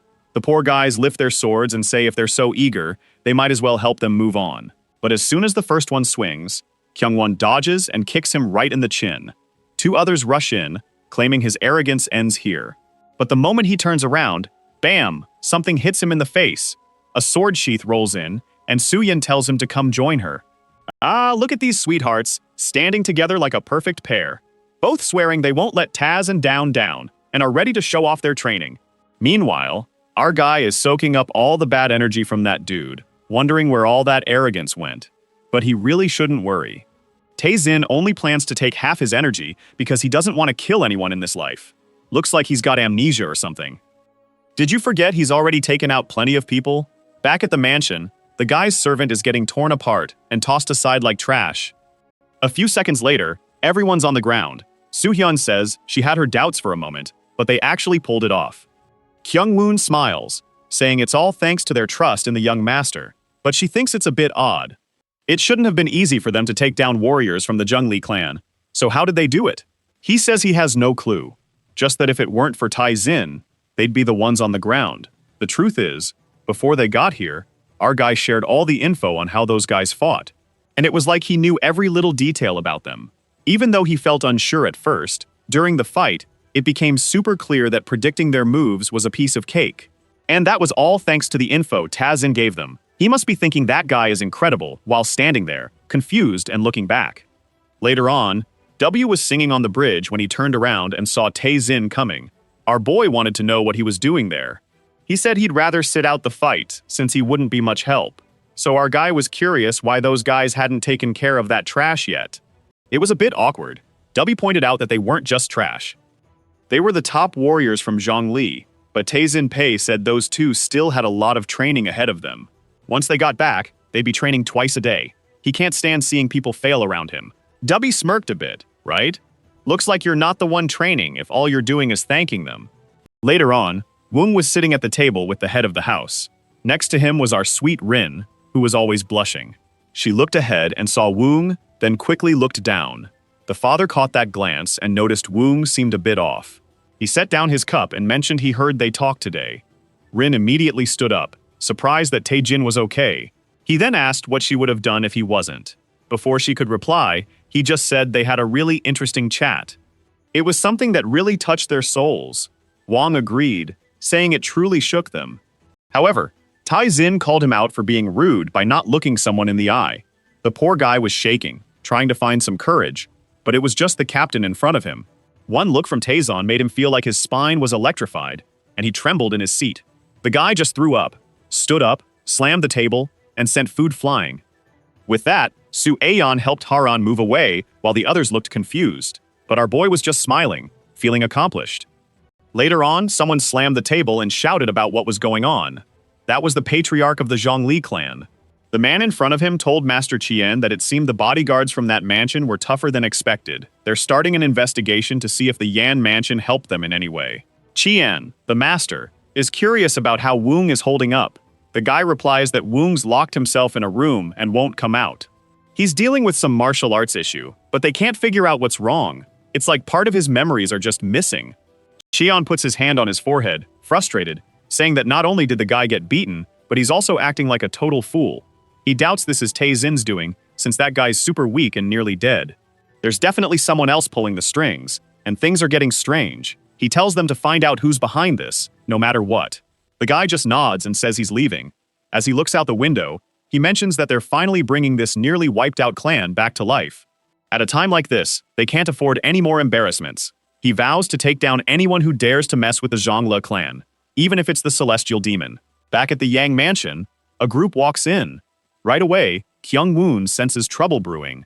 He warns our boy, who just wants to know if they're there for revenge. Kyung-woon isn't sure, but he thinks he saw some martial arts masters in the group. Taejin asks how he's so certain there was a master among them.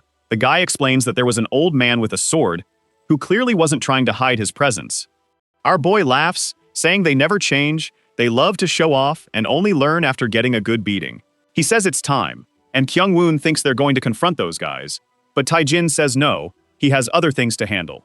Confused, his friend asks where they're going since the issues at the mansion aren't sorted yet. Taejin reassures him, saying they've got plenty to deal with thanks to the idiot who embarrassed himself. For now, they should just follow him. He moves ahead, saying that things are finally starting to get interesting. By late afternoon, they arrive at the Blood Axe sect. The demon smiles, noting that it's actually bigger than he thought.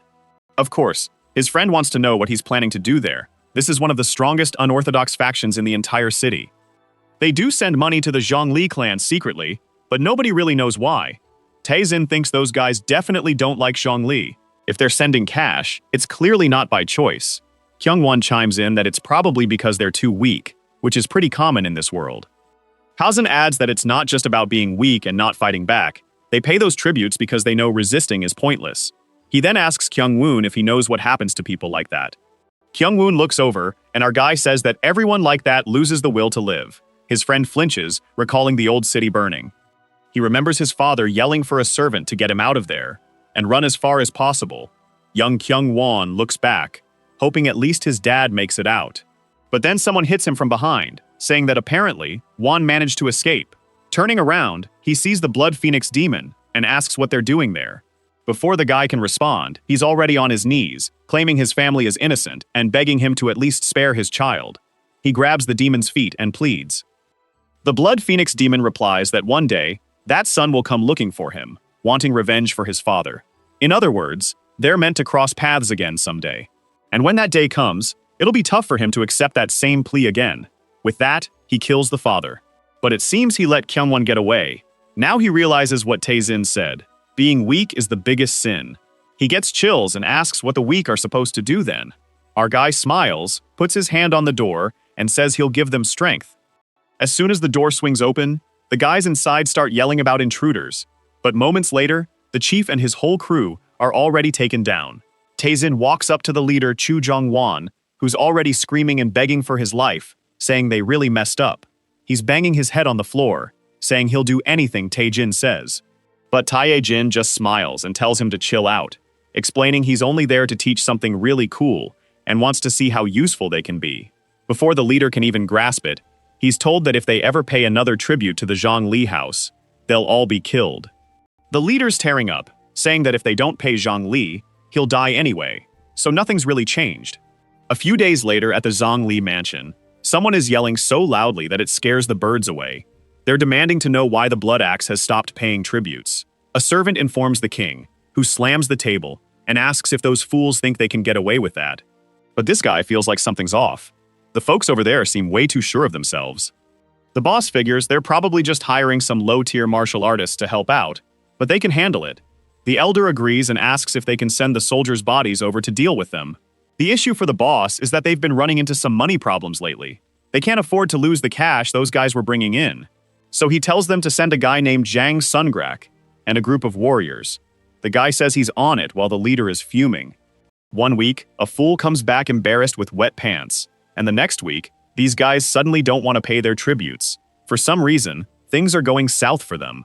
Only Sherlock Holmes could figure out who's behind all this. Just look at those two strolling through the city right now. They definitely have nothing to do with this, right? Kyungwoon is wondering if this plan is really going to work.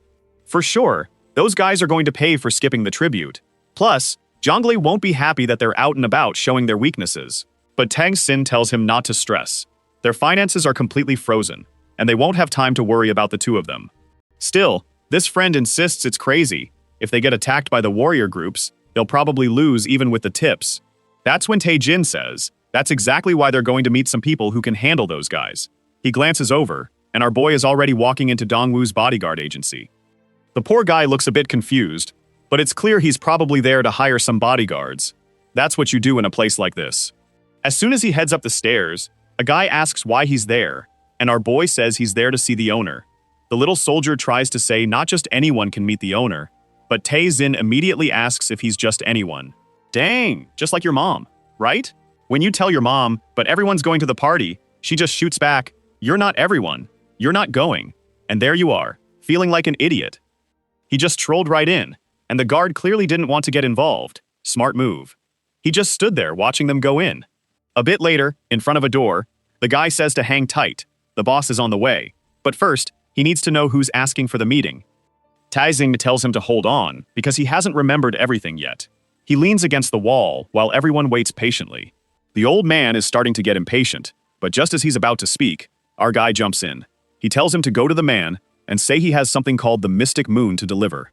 The poor worker is just standing there clueless about what this guy is rambling on about. They're all just standing there, when Kyungwon looks over and asks what this Mystic Moon stuff is. Suddenly, the door swings open, and an old man appears. The guy drops to his knees immediately, introduces himself as the shop owner, and pays his respects.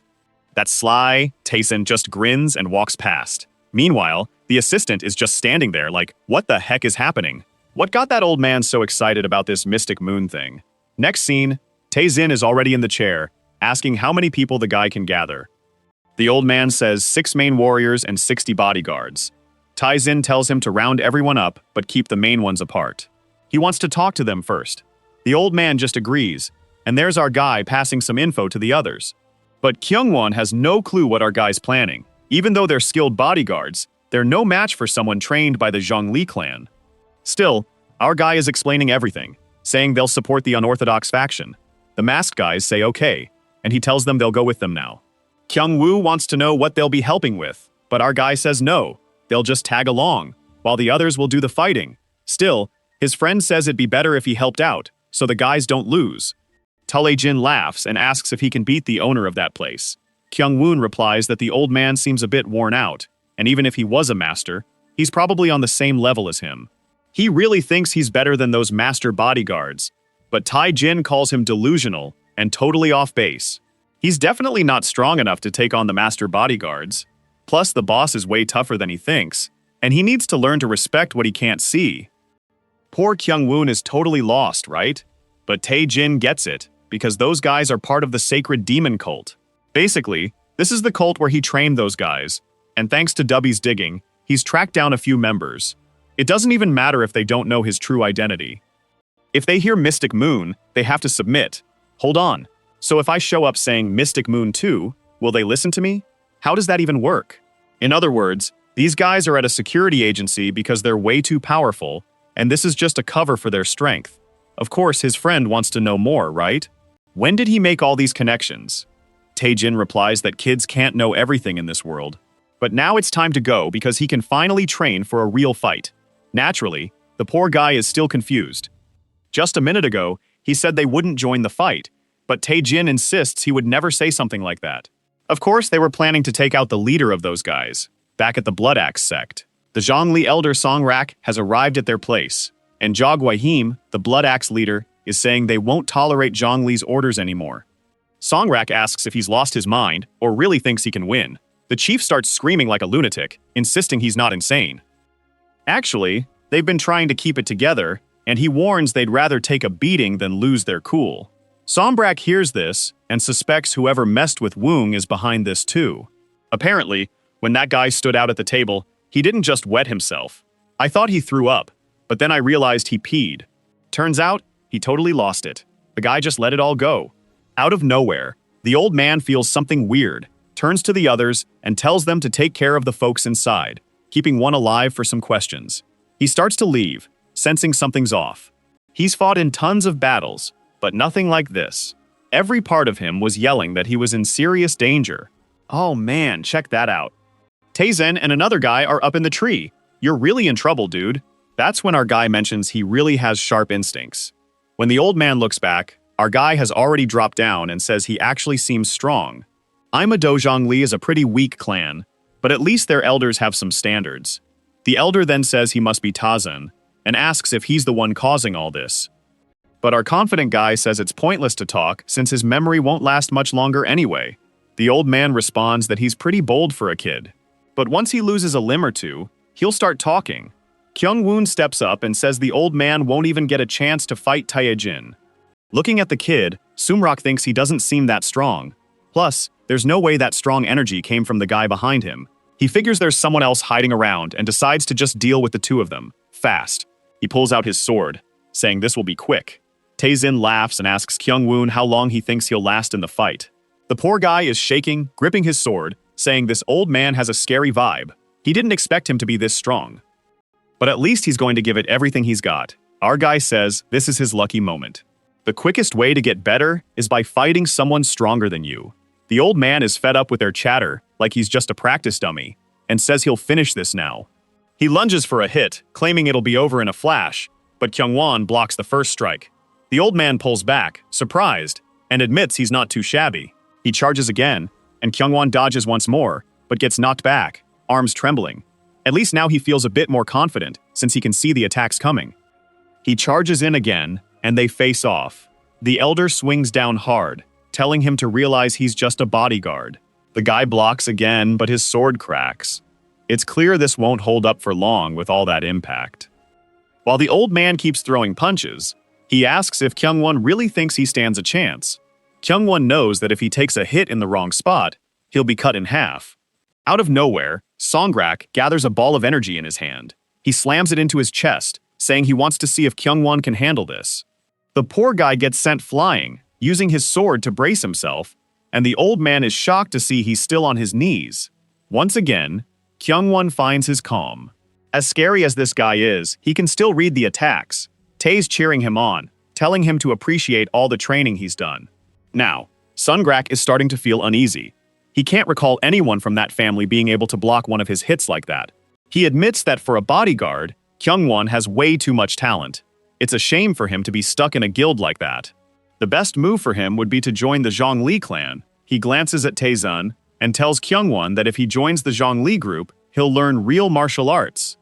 He's too skilled to be cleaning up after that kid, but Kyung-won just laughs and asks what mess he thinks he's cleaning up for the boy. He tells the old man that the skills he's seen so far don't even compare to what Taezin can do. He grabs his sword again and jumps in, eager to see everything he's got.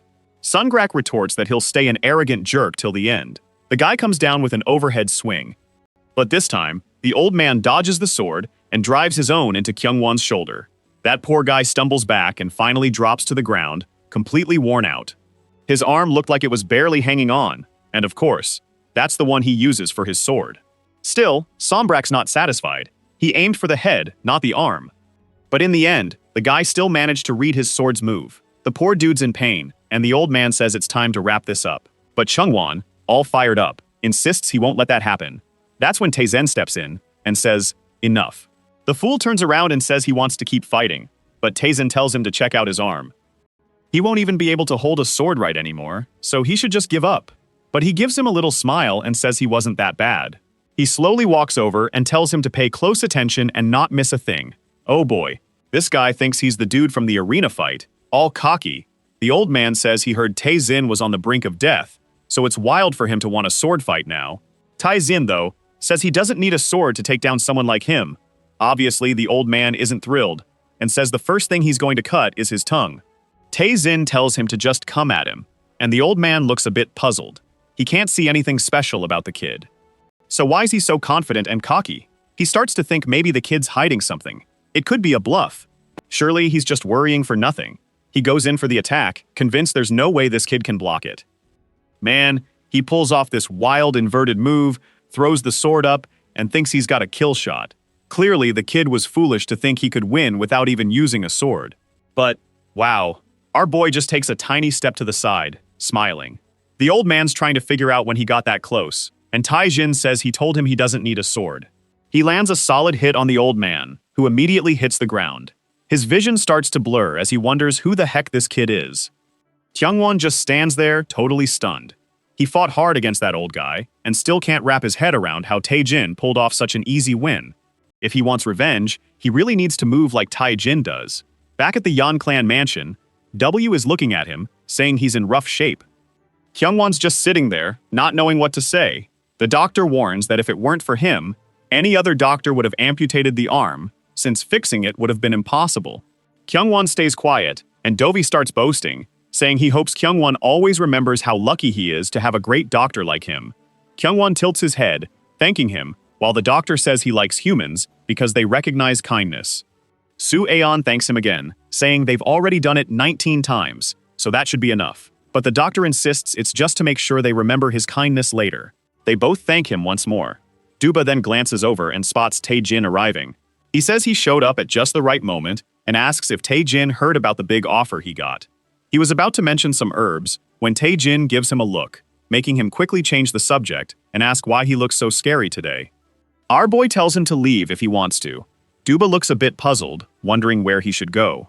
Our boy says if he wants to join the Zhongli clan, he should just go. Dub starts to say something about how he only wants to serve our boy, but Taejin cuts him off, telling him to be quiet and warns him to either join the Zhongli clan or deal with the mountain bandits. Ken Wen explains that at least the Zhongli guys will be busy for a bit now, but Art Moy says that's not how it's going to play out. Now that they're backed into a corner, their only shot is to come at them with everything they've got. But that's not the main issue. These guys shouldn't even have the guts to act so boldly, which means someone is behind all this. First, they need to find out who's pulling Zhongli's strings. He asks if Dubby found what he was looking for, and Dubby says yes. It took him 3 days and all his guys to track it down. Taizin smiles and tells him to hand it over already. He wants to know who's controlling Zhongli these days. The scene cuts to the Zhongli clan. A woman walks down the corridor in heels, and everyone bows to her. Someone from the White Flower Cordson house has arrived, and the Zhongli patriarch insists on letting her in right away. The moment he sees her, he starts shaking. Wow, she's way too stunning for the artist to keep her hidden for 16 panels. She's casually touching their furniture and mentions she heard an elder passed away last night. She's curious if it's true that a merchant's son was behind it. Sheenan chimes in, saying that guy had some really skilled people with him, but he reassures them that he'll handle it soon. The woman, however, isn't having it. The ladies from the White Flower Cordson house are planning to deal with Tazin themselves. Whoa.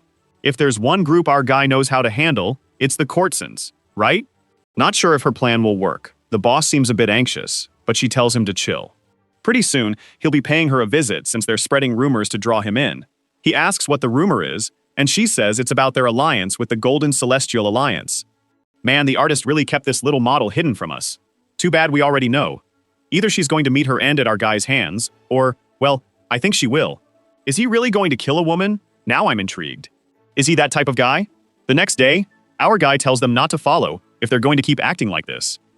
Dubby asks if they should leave Kyungwon behind, but Kyungwon says, no way. He's full of energy. Dubby warns that at this rate, they'll get caught before they even get anything done. So it'd be smarter to use poison. They ask, what kind of poison? He explains it's a type that changes your facial expression by completely relaxing your face. Poor guy though. In the middle of explaining, he's once again the target of Tae-jin, who just tells them to hurry up. Still, Dubby insists they should at least use the poison on Kyungwon since he's attracting too much attention. Tae-jin starts to question if he's really surrounding himself with good company. So Kyungwon is just standing there looking confused. A little while later, they show up at the White Flower Courtson house. Our guy's back in his element, and Sooyeon is upset he's slipping back into his old ways. But Dove tells her to take a better look. This wasn't just any place. It was a corset house supported by the Golden Celestial Alliance. She finds it odd that guys like them are involved here. Doug explains that these folks are always expanding to gather as much intel as they can. You could tell just by looking at the soldiers outside. They seemed like regular folks, but they were super skilled. Tae-zen suddenly mentions that the rumors about this place just started, hinting they're trying to draw in a specific person. Dubby agrees, saying it totally makes sense. Sooyeon, however, warns that if they're trying to lure someone, they might want to avoid this place since it could be a trap. The doctor asks if she's feeling bad for Tae-zen, and she replies, not at all. So, the Fantastic Four walked into the building. The first woman greets them, saying the girls were curious when the Night King of Wuhan would finally show up. Double laughs, saying the rumor has clearly spread a lot. He pushes the girl aside and tells her to bring out their best. Meanwhile, Tae-jin notices that the guards here are pretty solid. They could definitely hold their own against warriors from respected clans. If this alliance has warriors like these, it clearly means there's a bigger group behind everything. He wants to figure out what their actual plan is. At that moment, the woman from the house shows up, saying his room and companion are ready. Daebo thought he was off the hook, man. But Sooyeon insisted he was staying with them. He tried to refuse, but she just told a guard to take him in. And there he was, sitting on the bench, thinking, seriously? I can't believe I'm stuck in a place like this. Kyungwon already knew what was about to happen. Then, Sooyeon asked what was up. He didn't look too great. All messed up, he says he's okay and she shouldn't worry. But he admits the poison is fading, and it's causing some weird effects. Weirdly, from his view, he sees Sooyeon asking if he wants to meet a fourth one. He yells back, telling her not to stress. He's fine. She looks confused by his reaction, but from his perspective, she says she's going to check on him. Meanwhile, he's already banging his head against the wall. Seeing Dub's little smirk, he's sure that jerk knew about the side effects. With blood on his forehead, he tells her not to worry. Everything's settled. Suddenly, everyone almost pulls their swords when someone mentions that Master Tae-jin seems to be missing. It's the Zhongli admin, known as Mom Wang, and of course, he's got a squad with him. Dubby asks if the Zhongli warriors are working with the folks here. Mom Wang says it's too bad, but since he noticed no one can leave alive, he orders them to go after them. But the first to charge in is Kyungwon, saying it's been tough to concentrate, so a fight would help him focus. The first two take a hit and go down. Sooyeon asks who he's been trying to hold back. The poor guy, a bit embarrassed, says he'll explain later. Then two come at her, but she takes them down easily with one hit each to the neck. While the fight's happening, our guy is just sitting there, ready for the next target. The poor girl tells him to come closer, saying it'll be fun, but he replies that it sounds pretty noisy outside. She asks what he means. He says it sounds like a fight is going on. She acts clueless and says maybe his hearing is off because she doesn't hear anything. But the woman is thinking to herself that, of course, there's a fight happening. This was the start of his downfall today. She felt a bit sorry, thinking it was a shame he would die without even knowing what was happening. At least he was kinda cute. Then, out of nowhere, Tae-jin asks if she wants him to rip both her eyes out. Did you look like some caught prey? The guy was totally lost, trying to figure out what he meant. But he says she must think he came there clueless. In a flash, he punches the wall and tells her to never look at him like that again. Meanwhile, Sooyeon and Kyungwon are outside having a blast. Another guy comes at him from behind, but he dodges. At the same time, Sooyeon jumps in to help, pushes him back into the fight, and takes out another enemy. Then she cuts into another guy's shoulder from the side. Moments later, everyone's on the ground. The two of them are wiped out, and that's when Mung Wang says they're just a bunch of useless idiots. A guy pulls out a small fruit knife and says he'll take care of this himself. They're clearly confused. Who brings a paring knife to a fight like this? But suddenly, the Luminic charges at them. They raise their swords, realizing he's way too fast. But the old man just ducks low and slips right past. I thought he was going to stab them both, but instead, he unleashed a flurry of attacks. They managed to defend, but not perfectly. They were getting hit here and there on their faces. The fools had to pull back, and Kyungwon wondered if taking on a master was just too much for them. Moonwang says they're skilled, but they're dreaming if they think they can beat an elder. Even if they're talented, it would be a disgrace for the clan if he lost here. But just then, boom. The wall behind them explodes. The gang already knows what's coming, right? Bodies drop, and Tae-jin shows up. Moonwang recognizes him immediately and says he can't believe it. Last he knew, Tae-jin was just a guy with a messed up body. Turns out, he's been hiding his power for a while. The main guy says he'd never pull something like that. People only see what they want to see. The old man says fine then. He was going to let the kid live, but now he's changed his mind. Our guy smirks. Moonwang pulls out some knives and gets ready. He hurls 3 knives at Tae-jin, who dodges them easily. The dude behind the door nearly got hit though. Tae-jin points out the old man is shaking too much for someone talking about sparing lives.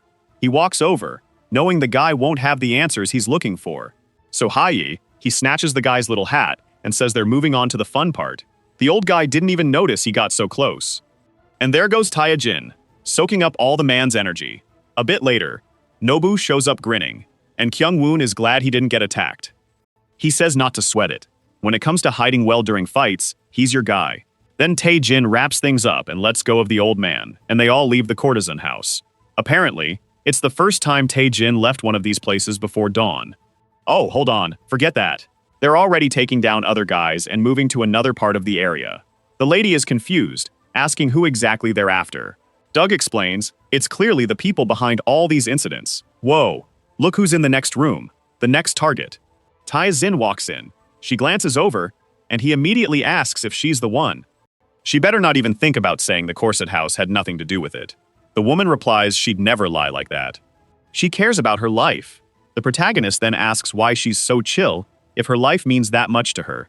The woman says she's sure of herself, and that being alive is more valuable than being dead. He responds that he wants to ask her a few things. Then she says she'll spill everything. Of course, our guy tells her to reveal who's pulling the strings. He's not asking for names from the Celestial Alliance. He wants to know who's really behind it all. They lock eyes for a moment, and she looks down, saying she doesn't know who the 3 people are. They operate in sneaky ways, and always stay hidden. All she can share is the name of the person who takes orders from them, a guy named Bong Mook.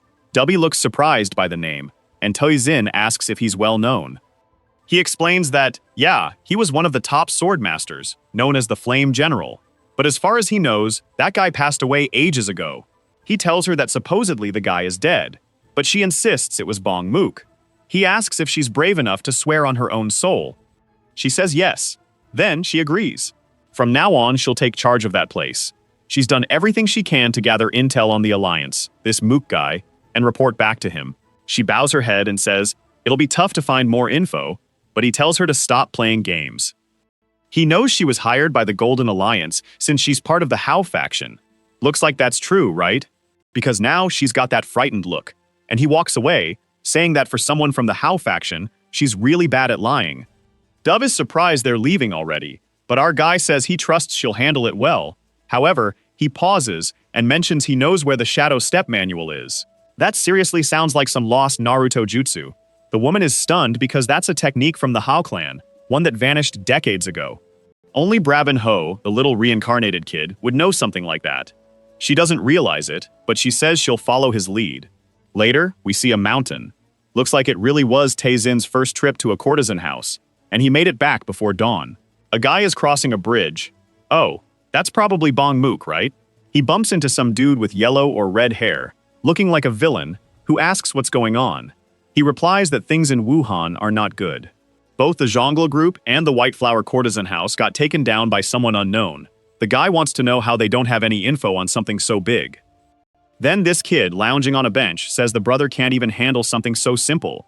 The muscular, dark-skinned guy insists they need to take this seriously. Wuhan was a key part of their plan. The standing brother agrees, saying they've waited centuries and can't afford to mess this up. Soon, these unknown folks will show up in the world. Honestly, Calling them unknown ones is a pretty weak name, guys. Gall could have thought of something better. But now we're back at the bodyguard agency. Dub is chatting with the old man, who asks if he's breaking any rules meeting him like this. Dubber says he's in a pretty unique situation.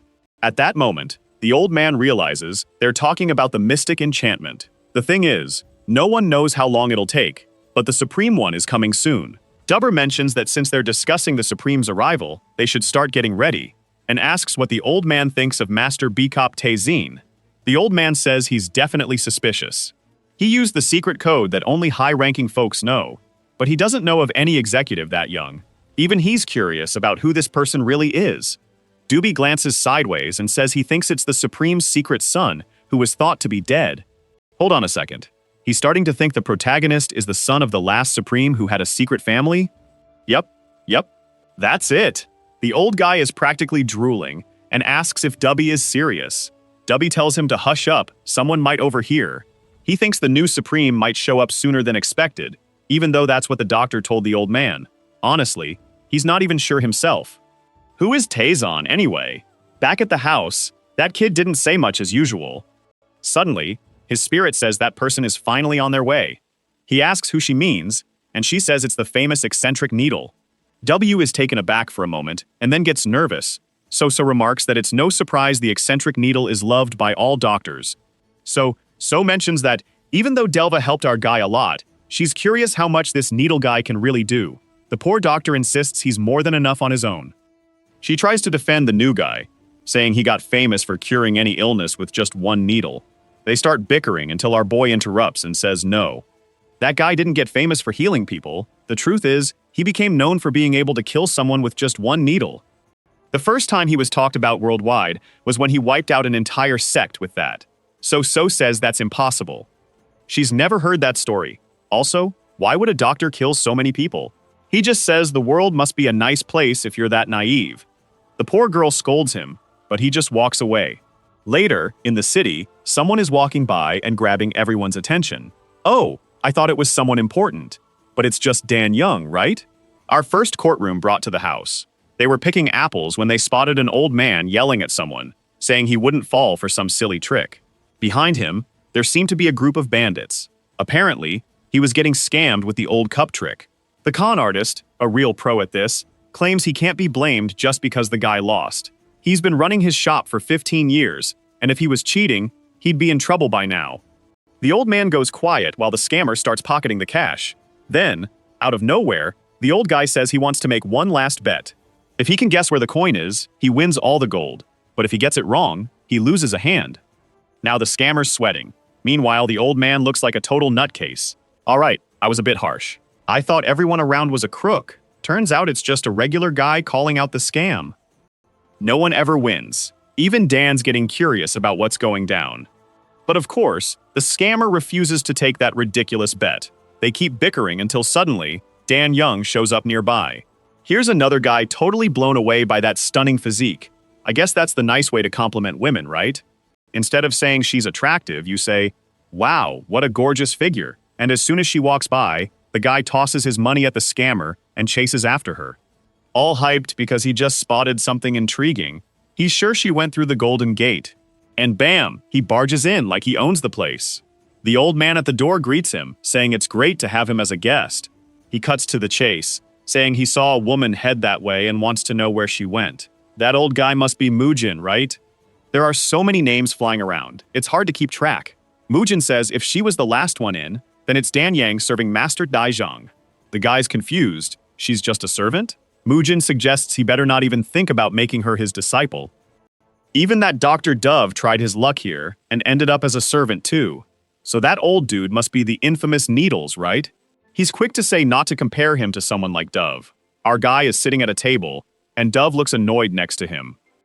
Needles immediately recognizes him. Surprised, he looks younger than expected. Our guy then mentions how strange it is that everyone here seems to get interested in his maids. Needles gets mad that the kid talks to him so casually, and just says the girl has amazing energy.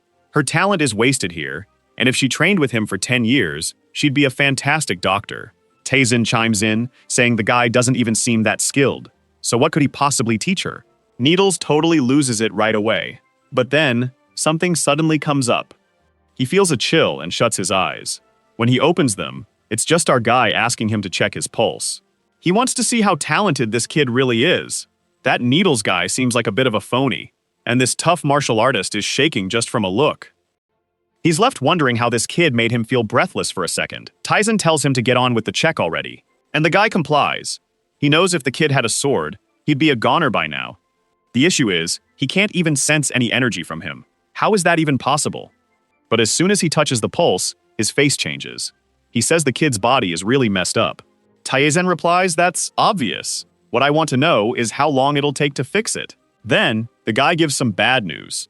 He says it'll take so long to fix Taizen's body that he'd be better off living a quiet, normal life. Taizen laughs, glances at Dubby, and says, "Well, since this guy's saying that, you can now think of yourself as better than him." Needle tells him not to lie, but our guy says Dubby already warned him it'd take years to heal. Now he's curious why Needles is famous if he lacks martial or healing skills. After a pause, he shrugs and says fine. He wants to make a bet. Our guy's intrigued and tells him to go ahead. Needle claims he'll show his martial arts aren't weak by fighting someone. If he wins, he wants all the maids from that place. Taizen agrees, but asks when he gets out of it. Needle says he's betting on himself. There's no better deal than that. Even the biggest groups are trying to recruit him. Yeah, man. Too bad he's up against the main character. He's going to lose. Our guy adds he doesn't just want the dude's body. If he's betting, he needs to wager his soul too. Needles turns and asks if he means full loyalty, and he promises it. With a smirk, they're now in the arena. Needles asks who's fighting, and oddly, Taizen says it's him. Ah, now I see. When the guy said it couldn't be Taizen, it wasn't out of fear. He thought with a body that messed up, there's no way he'd stand a chance. Now he's standing there looking dumb, asking if Taizen plans to lose. Taizen tells him to figure it out himself. Needles studies him, trying to get a read on his plan. From the pulse analysis he did, it should be tough for Taizen to even stand. He seems to conclude that Taizen wants to die. He warns him not to throw his life away like this. There's still so much ahead. Dub starts rambling, and our guy wonders why every doctor talks so much trash. He tells them both to pipe down and asks if Needles is hesitating because he's scared of losing. Fed up, the guy says fine, but don't blame him if the kid ends up dead. Taizen tells him to come at him with everything he's got. That's when Needles gets ready. He thinks the kid is just testing his patience, but there's no way he's going to lose like that. He pulls out some needles from a jar, warning that he won't let his guard down in a bet like this. Then he starts moving and throws a few needles to distract. He shifts to the side and readies 3 more, aimed right at one of Taizen's weak spots. He launches a bunch with each hand, claiming no one can dodge that. But the needles completely miss, leaving him puzzled. The protagonist asks if that was the little trick he had planned. The guy's about to grab more needles, but Taizen says that's enough. The old man senses the boy's presence. In a flash, Taizen vanishes and reappears right in front of him. He pretends to aim for his chest, making the guy brace himself. But all he does is sweep his legs out from under him. The guy loses his balance and ends up getting pushed out of the arena. The shove looked light, but the wall behind him exploded. And the worst part? His own needles were stuck in his chest. Strangely, he gets back up, saying he doesn't know what kind of magic that was, but he won't miss this time. Our boy says, "Yep, looks like the jerk won't admit defeat unless he's dead." Taizen starts flickering around like a shadow, and Needles tells himself not to pour too much energy into his eyes. That way, he won't get fooled by that trick again. But in a moment, Taizen's already behind him, saying the guy really is as bad a martial artist as he thought. You can hear a bone crack under the moonlight. Later, the guy opens his eyes to see Dub smiling and asking if he's finally awake. After that hit to the head, he blacked out and stayed down for a bit. Dub lets him know he's under a few precautions in case he thinks about running. Needles gets up all wobbly, wondering what this restriction deal is about. Duba just gives him the obvious answer. From now on, he's under Taizen's wing. The old man pats his head and says, "All right." I've never been this lost for words. Duba says he's pumped to team up with the legendary quirky Needle. The next day, our guy heads to see his brother. The main character is Taizen, and his brother is Taiyasu. Just to keep it clear, let's stick with calling him the protagonist's brother. That's simpler. The brother mentions he's looking a lot better. Looks like the visit from Quirky Needle and the Divine Doctor really did wonders for the kid. Our guy stays quiet. Then the brother says he called him over to ask for a favor. Seems like the Marshall Lake Alliance has already sent their reps, and Miss Yan got an invite. No way they're targeting his wife, Yo-Yon Heron. Not again, right? She's a really sought-after woman. The brother explains that the merchants in his group can't join, but since she, his supposed fiancée, and Quirky Needle got invites, he wants our guy to tag along. Tae-jin kind of saw that request coming. But yeah, it was pretty obvious. He says there's no reason not to go. It'll even be a good chance for that guy to get some training. However, the brother warns him to be careful. The River Marshal Alliance is one of the most dangerous in Hubei. But on the flip side, it's because they're so strong that this is an opportunity you can't pass up. Tae-jin thinks it's the perfect chance. It's been a while since he's had any good opponents to train with. Meanwhile, over at the White Flower Courtson house, man, I still can't remember that white-haired lady's name. Not sure if they even mentioned it. They probably did, but it slipped my mind.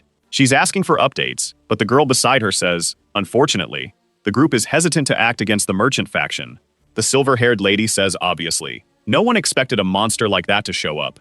She's got a slight blush under her eyes, clearly curious about who this guy is and how he knows so much. Then she tells the girls to watch the merchant group from the Golden Wall.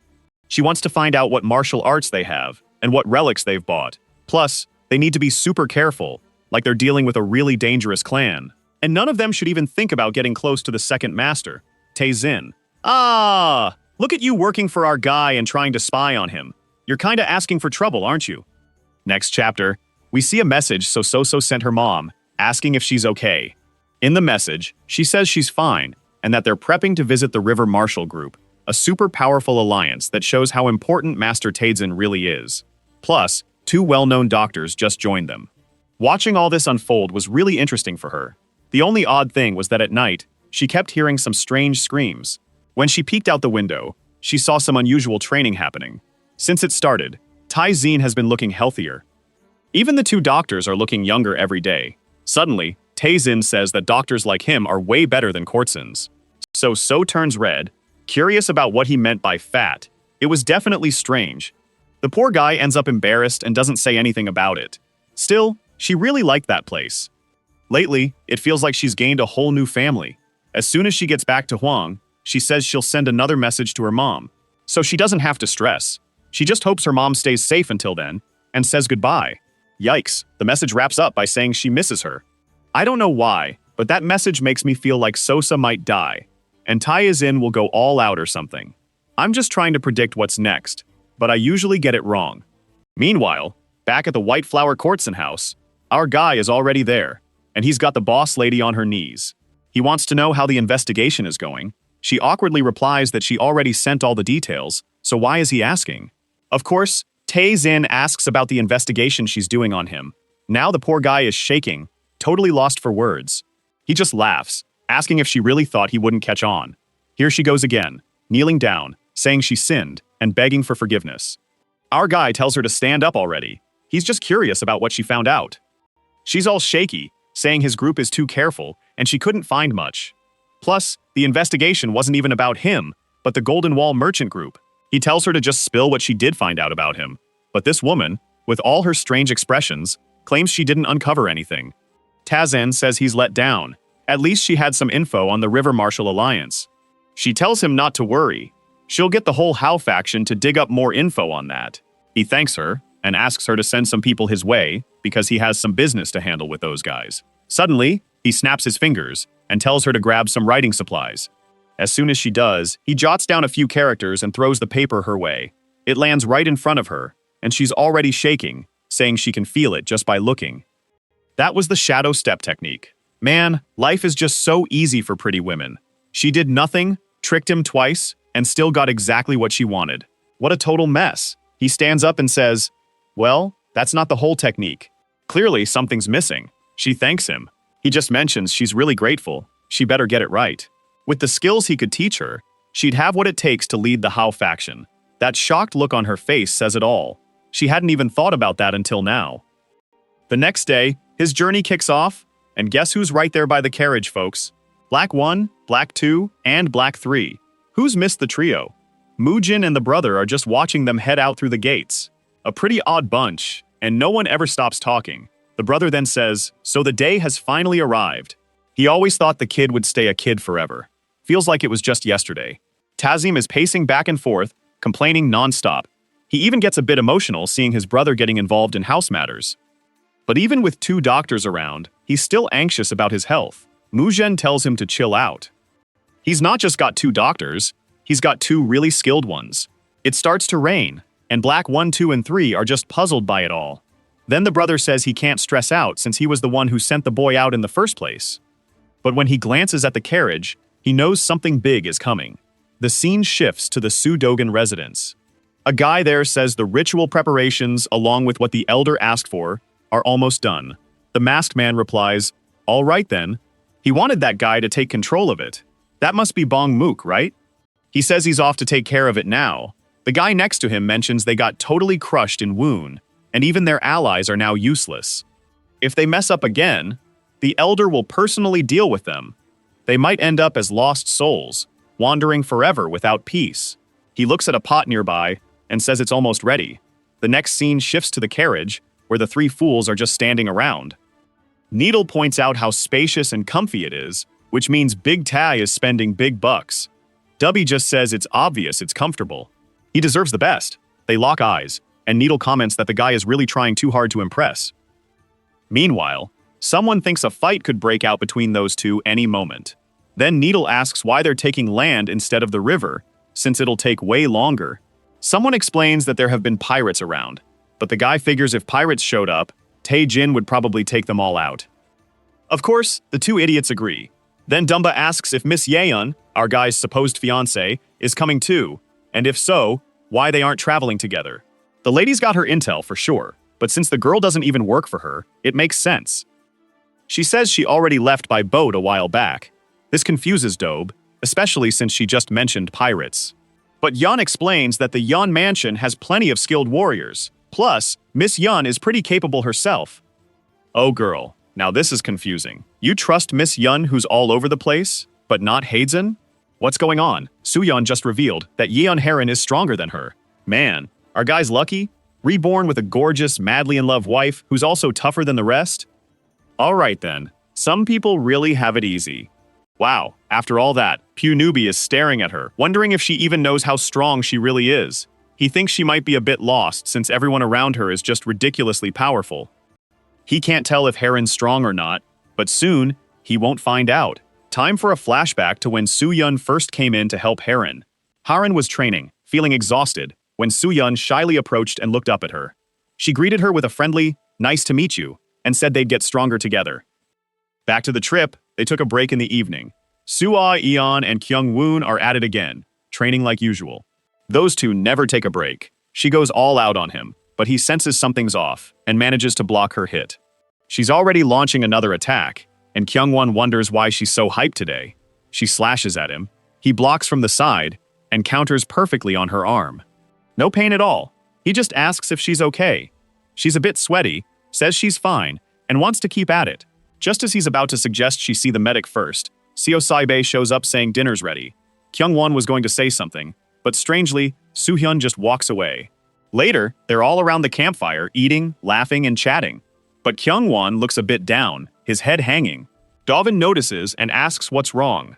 He tries to brush it off, but Dovin tells him to go after her, instead of letting time slip by and regretting not saying anything.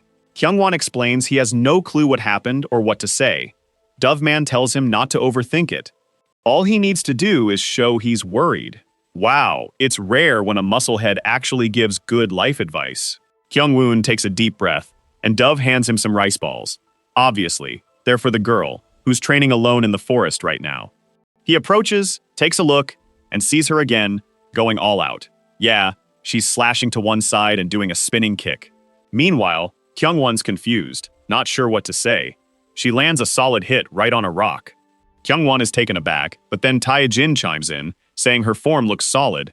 At the same time, he notes that her mind is cluttered with distractions. He just approached her, and she didn't even notice. If he were an enemy, she'd be in big trouble. Like everyone else, she tries to respond, but Tae-jin interrupts, telling her to clear her mind and stay alert. She wonders how many people can actually do that. She counters that he knows at least 500 who can, so there must be plenty more. That's a pretty exact number, but okay. Oh boy, here comes the deep thinker. He drops a truth bomb, saying it's not a bad thing to live within her own limits. Clearly, the girl, already feeling shaken, is now completely thrown off. Kyungwon watches as a galaxy starts to form. A drop of something lands on her, and he wonders if that's the so-called transcendental trance. Wow, what a fancy term. Out of nowhere, Soo-yeon is bathed in golden light, and that's when he notices Kyungwon shaking in the background. Tae-jin had sensed him there for a while. Then he rushed over to Soo-yeon. It looked like something serious was about to happen. I'm not sure what went down, but now it's morning, and she's waking up. Looks like she was aware of the transcendental trance too. She glances back and sees Kyungwon, ready for anything. Got it? She was having a Super Saiyan-like transformation, and he was there to protect her from any threats during that moment. She calls out to him, and he turns to her, looking exhausted, but congratulating her on her awakening. She's surprised and asks how long he's been there. He just says he was worried someone might interrupt her, and suddenly, she's blushing out of nowhere. She asks what that thing on the ground is, right? Obviously, it's the food he brought. She gets all blushy again and starts munching away, claims it's super tasty and thanks him. Out of nowhere, the boy brightens up, says 3 words, and brings the guy back to life. And just like that, we're back on the road. In the carriage, our boy gives her props for waking up without much hassle. Soo-ye quickly thanks him, saying it's all because of his lessons. He reminds her to be careful though, because if she'd gone through that without Kelwon, she would have been in trouble. She thanks him and says he'll remember that. Tae-zen chimes in about their bond, saying she's lucky to have someone who stayed by her side all night. Just look at how they're gazing at each other. Meanwhile, there's Sosa in the middle, holding the candle, poor girl, and our girl, saying that coward Kyungwon finally did something worthwhile. A bit later, we arrived in Hubei province, in the city of Xiong. The first to jump out of the carriage is Dove, announcing they finally made it. His back is killing him. Tazon, on the other hand, had already spotted someone coming up and greeting him. Who's this guy? Before our boy could say anything, the guy leaned in, whispered something in his ear, and took off. So of course, she wants to know who that weirdo was. Dub, being sly, already knows that guy's from the Hao faction, which means, yep, from that massage house where he handed over the scroll. Our boy found out that Heron arrived an hour ago, so now it's his job to keep her safe from here on out. So thinks he's just saying that to go see his fiancée already, but he insists they just got lucky arriving almost at the same time. He also thinks it's been a while since she saw her master. Suine realizes our boy cares about her and thanks him. Not long after, there's Haran, the most understanding fiancé ever, stepping off her boat. She mentions it's been a while since she saw Soo-yeon, and it'd be nice if she were here. That's when someone called out to her, right? She got super excited, and when she looked up, there she was. She rushed over and gave her a big hug, all smiles, saying she was just thinking about her. While they were chatting happily, someone behind them with a fan suddenly asked, "And who's this?" Turns out it's a guy named Simon G. Hack, the oldest son from the Simon family. I can already tell he's gonna embarrass himself. He's trying to make fun of Suwane's looks. Oh man, you're in a martial world, and you think this is a fashion show where you can just critique outfits? Suwane's just thinking these are the people who had her master all worried. Heron tries to explain, but Kara laughs, saying it's crazy she has a friendship with a bodyguard. He even mentions that getting too close to those who serve you makes them forget their place. Plus, for a bodyguard, she looks pretty weak. Heron yells that she's the one who wanted Soyeon to act like that. Then we flash back to when Soyeon took down a chubby guy who said women can't fight. That day, Heron told her to keep a low profile and not draw too much attention. Her family was weak, and if things kept going like this, she could end up dead. Later, we see that the one who got beat up instead was Heron Man. She took a beating on her legs. The girl's humility saved the servant, and she took the hit for her. All cute, she smiled and said she wanted to be friends. Back in the present, Soo-yeon was glaring at the idiot when someone suddenly asked what was going on. It was Dove, of course, shouting and bringing a bunch of wild folks with her. Our boy had a serious, dumbfounded look on his face, making Heron blush and fall for him. The fashion show king was eyeing our boy. What's he gonna criticize now? His cloak? Oh snap, here it comes. He starts trash-talking, saying that apparently, Miss Heron's ex-fiancé has shown up. The brothel king asks her if their engagement is off, and she says no. So he smirks at the clown and says, looks like he's still married to her. Now, he just wants to know why that jerk came on the same boat as his fiancé. Heron got a little shy and happy seeing the guy's jealousy. She explained that her dad invited some important folks to come with her. Out of nowhere, Tae-jin totally changes the subject. He looks at her and says since they're still engaged, she'll be staying in his room. Then they walked off, leaving the fashion king there, fuming because Heron didn't smile at him once during the trip. But the moment she spotted that Taisen, she gave a little smile and blushed. Poor guy thinks no matter what, she's going to marry him. Oh man, you're risking it all for a girl. Just let it go. This isn't going to end well. On their way to the lodgings, Hurin was being all sweet and dramatic with our guy. But as soon as he looks at her, she gets flustered and runs ahead. Tazan can tell she's definitely got a crush on him. The problem is, he has no clue why, and wonders if something happened when they were younger. Plus, the more he looks at her, the more he sees the family resemblance. He remembers a woman with white hair, who said she was sure he'd one day reach the level of a supreme being. Yeah, but it seems she'd pass away before he could get there. And Artason is really bummed thinking about it. Later on, they arrive at the lodgings for the Martial Alliance of the River. It's way bigger than they thought, and Tessin mentions it's at least half the size of the Marine Alliance. Dubby agrees, and our guy smiles, saying it's not bad at all, so he's all excited about the place. That's when an old man shows up, saying he heard some important people were coming, and he's there to welcome everyone. Dubby thinks they're getting such great treatment because of him since he's awesome. Needle, on the other hand, says it's clear it should be him since he was originally invited for this. The two are arguing when Taesin calls out to them. They turn around, and our guy says they need to start looking for doctors in the area. Dove, of course, wants to know why. He already has two of the best doctors in the world with him. Taesin mentions he's been relying on them too much, and their performance is slipping. Naturally, they start arguing again, with Needle claiming he's the better judge of good doctors, so he'll handle it. Dub is up for a wager and asks what Needle wants. After a moment, Needle points and says he wants to know who he is. They lock eyes for a moment, and Dubby asks if he can handle the truth. Needle replies that's a problem he'll sort out. Dubby agrees, saying if he wins, Needle has to teach him needle techniques. Of course, Needle doesn't want to share, claiming that's what gives him value.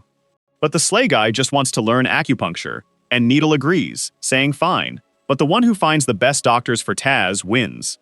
That got Beto laughing, thinking he's finally going to find out who that guy really is. Meg falls, and in front of the room, the two are there, while Taizen is probably inside, draining someone's energy. Dova notes that those guys don't seem to be suffering as much as the others.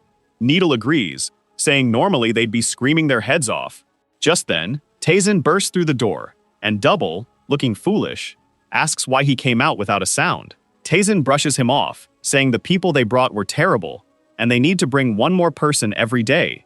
They were about to argue, but one look from him makes Dudley quickly agree that will definitely happen. Then Needle, feeling a bit awkward, asks which of the two doctors Taesin liked more. Taesin says he figures they made a silly bet, but he'll only decide after they both bring all the doctors. So, yeah, the two guys were sent off into the night. Missed the days when Taesin would spend the night at the brothel. Even if nothing happened, it was way more fun. Then the protagonist mentions he's been noticing that the spirit he absorbs from each person is different. The souls of doctors usually heal him, while the soul from the Corson gives him a more lustful energy. Wonder why that is? Also, the pain and experience are clearly different. The more corrupted a doctor's soul is, the more pain he feels, and the less healing he gets, which shows he really needs some pure souls to recover quicker. That's when Soso shyly appears, saying she came to check on him to see if he's okay. That's when our boy spots a pure soul right in front of him. He goes a bit mischievous, saying she showed up at the perfect moment. She looks confused, but he just touches her head, telling her she won't feel any pain, so there's nothing to worry about. Sting shifts to a cave where Balm Mook is walking with an old man. He asks what they're up to, and the old man says they're almost there, so he shouldn't stress. They're searching for something that's been ripening for a long time. Some options have been maturing for over 70 years, but those are reserved for the great elders. Still, what they're after is top-notch, and most warriors wouldn't handle it well. The old man grins widely, saying they've finally found it. In front of the cave, he asks what Balm Mook thinks of it. And wow, there's a body lying on the slab. How long has that been there? Not just one body, either. It's a room packed with bodies, and yeah, the people in there look pretty dehydrated. The scene switches to Lower Dogen's place. They grab the fourth dried-out body and kick off a ritual. With music playing, drums thumping, and people chanting some jutsu stuff like in Naruto, under the guy's feet, the word return is written. Whoa, alright. Now it makes sense. That's how you get someone to fall. And this stuff they're making them drink looks like it's souls. The guy on the left says the soul bottles are almost fully merging with the body. He wonders if they're basically creating undead-like beings. The guy explains it's similar, but these corpses are kept alive with corpse energy, meaning the original soul is still there. That's why they're not like zombies and can even do martial arts. Of course, in that state, the person would probably be better off dead than alive, which is why they'll put someone else's soul in the body to control it. Bangmuk realizes he's in a way crazier group than he thought. He remarks that it must be tough to pull something like this off, but Walmart Orochimaru tells him not to sweat it. The elders have some special skills that make this whole thing work. The drummers start hitting harder, and the music changes up. Looks like they're wrapping up the whole thing. One guy's holding the jutsu while the lively dude is lying on the table. Some 3D echoes kick in, the guy sends the jutsu flying, the candles go out, and everything goes pitch black. That's when the bodies start to rise. The next morning, the doctors are at it again, side by side. When someone nearby says he's thrilled to meet such famous docs, they bow and say it's actually an honor to meet someone so distinguished. That's Baklayab, the leader of the River Alliance. He claims he's just a worker here. The two doctors can't help but think this guy has an incredible presence. At the table, he asks if they're both part of the Golden Wall merchant group, and they confirm. Lieb finds it odd since they're super talented. Not many places wouldn't want people like them. The two start naming some. They've been approached by the Oga clan, other alliances, a ton of groups. Lai wonders why they turned all that down for a merchant group. Dubby replies he found someone who recognizes his true value. The two are visibly nervous. They definitely don't want to admit they're here because they were threatened, and Needle says he's with the merchants because he lost a bet. With that, Lai questions whether they're serving the group or just the young master. They both just admit, yeah, that's true, man. They know they can't hide it anymore. Whoa, it seems like that guy has his sights on our boy's doctors. He thinks if he had two doctors like that, the Martial River could rule the world. And he knows the second son controlling them is Teizen, and he needs to find him at all costs. Meanwhile, So-So is waking up in her room. Right away, she remembers she spent the night with Master Byok. When he touched her head, it felt calming and warm, like a peaceful dream. Suddenly, she sits up and realizes she's been asleep for a while. She walks into one of the rooms, and from deep inside, there seems to be some weird purple energy. In the center of the room, our boy is doing his daily training. Looks like the pure energy he got from So-So is super valuable. Out of all the energy he's collected, this one feels totally unique. It's like his body and soul are finally finding balance. Before, he was just using her energy to get by, but now he's actually gathering enough to feel solid. Honestly, he still has a lot to learn about demonic arts. Only now, after everything, is he starting to feel at ease. So, our guy's gotta go around finding the good folks in this world? Yeah, that seems to be the plan. Now it all clicks. Maybe that's why the celestial demon wants a chill life. Who knows? The scene shifts to Heron walking into the new stars meeting. Basically, it's everyone who shows some promise. As she walks through, people are commenting on how incredible and talented she is. But as she strolls around, all she can think about is where Teizen is. Suyeon, being a mind reader, asks if she's worried about him and tells her not to stress too much. He's probably just training and getting stronger. She mentions her awakening, and her friend gets emotional, saying that explains her strength. When suddenly, someone calls out to them. The fashion show king wants to know what she's doing there. Yep, it's the fiancé. Her face changes immediately, and she just says hi, but he gives that sleazy grin and says the timing is perfect. He asks her to grab a drink at a nice quiet spot. Heron acts like she didn't hear him and stays silent. Then the fashion warrior asks if she's hesitating because of the fiancé, claiming that a merchant like him isn't good enough for her. She's already trying to leave, saying she feels unwell, but out of nowhere, he grabs her arm. Man, he's gonna end up regretting this and won't even know why. He'll be like, oh no, I didn't even do anything. He says booze can fix any problem, and he's got the good stuff. She's trying to pull away when Suyeon, oh boy, grabs his arm and tells him to let go. He tries to protest, but she just crushes his wrist, saying it's not cool to act like that towards someone who's engaged. The guy jerks his hand back, saying a bodyguard shouldn't act like that. Looks like she has no clue what clan he's with. Soyeon shoots back that, based on his behavior, his clan isn't worth any respect. Even after all that embarrassment, he introduces himself as Kimon Ji-hak. He asks if someone like her really has the guts to stand up to him. Suhyun's face changes, and he wonders if he really has to deal with her. I thought she was about to go for his throat, but she just stayed silent. Then, out of nowhere, someone in the hall asks if they're gonna handle him. Everyone in the hall recognizes the kid everyone's been talking about, Heron turns around and sees it's our guy, asking if he's the one who wouldn't shut up. Oh man, then it cuts back to the soul-drinking guys. After finishing their drinks, they got up. The guy looked at his arms, convinced he had died. So why was he there? His body felt so different that he knew something had changed. That's when Walmart Orochimaru asks if the Guan demon has woken up.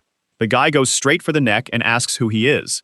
Orochimaru sends a mental message, saying they were saved by the Elder with a super long name, so they just call him Big Wine. It looks like the guy's words triggered a reaction in everyone with those little purple eyes. Back to the showdown, the Fashion King calls our guy nothing but a purple pimp out of nowhere. He says he wanted to ask something. He wants to know how long he plans to keep bothering Miss Yun. Taizin's confused about bothering her, and the Fashion King tells him, a useless merchant, to stop being so obsessed with her. Taizin just fires back with a question. What's this about him being obsessed? The guy replies that it's clear he's the one with the issue. Since the engagement is still on, he should let her go so she can have a real marriage. The King of Questions strikes again, asking if this clown really thinks Hairan would go after him if she were single. For the first time, Jayhawk actually uses the guy's name and asks if he's really thinking about going against the Shaman clan. I'm starting to get annoyed with Taizin, who throws in another question. He wants to know why the guy is suddenly talking about the clan like that. Was he just a nobody before they backed him? The clown starts shaking and turns around, saying they'll settle this outside. Oh man, that was probably the worst move you could make. Now Taizin is standing between the three clowns, asking when they're going to strike. He's actually kind of pumped. The king of martial fashion says the kid must have lost it from fear. But Taizin just says he's been feeling stronger lately and really wants to test it out. Oh boy. Let's talk about the Fashion King. He might be odd, but at least he was the one who threw the first punch. Gotta respect that, right? Our guy dodged easily, grabbed the guy's arms, spun him around, and tossed him up. Naturally, he landed headfirst on the ground. But hey, props for taking the first swing. Usually, these types send a servant in first. Our guy even hit the guy's fan on the ground, did some Ronaldinho-style kick-ups with it, and launched it right at his forehead, leaving a dent. The Fashion King gets up all bruised, saying this isn't over. Our guy smiles, and the others gear up, saying they're going in again. The poor fool thinks Taizin must have used some trick, but this time he's activating the Shaman martial art. There's no way he can lose now. But the protagonist was already charging at them, saying he hadn't even really started yet. They looked like they were going to grab his shoulder, but a second later, he was behind them with a hand on each of their heads. I thought he was about to do some soul-stealing move, but he just made the two idiots bang heads and fall like trash. A little later, the fool woke up to see Taizin in front of him. He tried to say something but couldn't, and our guy thanked him, saying he discovered something really interesting thanks to them. Now he just needed to confirm it one more time. While all that was going on, the people in the meeting were super quiet. Seriously, these folks are disciplined. No one even peeked out the window. Everyone jumped when the Alliance leader strolled into the room. In that moment, it looked like he was either in a wheelchair or doing the moonwalk. Of course, he came to see Taizin. But where's that little brat? Just as he was about to leave, guess who shows up? Our boy. They faced off, and the guy asked if Taizin recognized him. A bunch of curious onlookers were watching from the back. Our boy played it cool, saying he thought he'd seen him somewhere before. Strangely, I expected the guy to get angry, but he actually looked shocked. Taizin's face changed because he recognized this guy. This was ages ago. He was one of the few who survived Taizin's aura.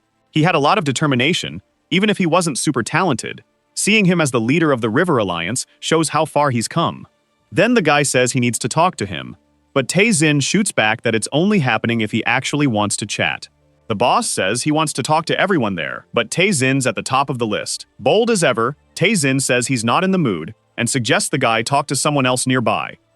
The poor guy's eyes went wide, asking if he was the chosen one. Lyo figured out this kid was cocky and couldn't understand why he was passing up a chance to connect. He sensed something was off, not just with Taizin, but also with that other crazy guy chasing him. Our boy just walked away, thinking if he were the kid from back then, he could take him down, but it wouldn't look good to beat up an alliance leader. Are you saying you can? Celestial Demon? The scene cuts to the Black Forge, where it looks like some stuff is being made. At least they use names, but what's throwing them off is that the fog today seems way too thick. But one guy with black hair tells the other not to get sidetracked since they have a lot of deliveries for the River Alliance. Meanwhile, the old guy with white hair just stands there, silent. He spotted someone in the fog, wearing a hat and moving their head strangely. That's when he noticed a soldier getting eaten. Since that guy said they weren't zombies, I guess that description actually works. The two old men started shaking, wondering if that thing was even human. Behind one of them, a guy raised his arm. A bell rang, and the zombies went wild, charging at the blacksmiths. Naturally, the poor guys took off and left the forge. Later on, they were hiding nearby. But he knew there was no way out of that place. At least there was a horse in front of him. So if he got a chance, he could escape. The zombies were heading the other way. He wondered if this was the moment he'd been waiting for. Without a second thought, he jumped up and ran for the horse. One zombie glanced back, but the old man was already on the horse and galloping away. Oh man, he was staring at the gate, thinking that once he got through, he'd be safe. But from behind, one of the zombies got ready and jumped, landing right in front of him.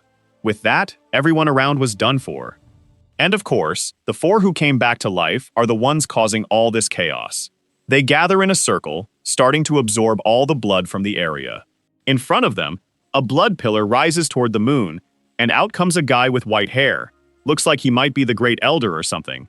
The next day, back at the River Marshal Alliance, Tazan made new discoveries after absorbing those souls. Even if they weren't as valuable or regenerative as the doctors, for some odd reason, he got some memories. He still had a lot to learn about this technique. Then someone knocked on the door, saying the doctors had arrived.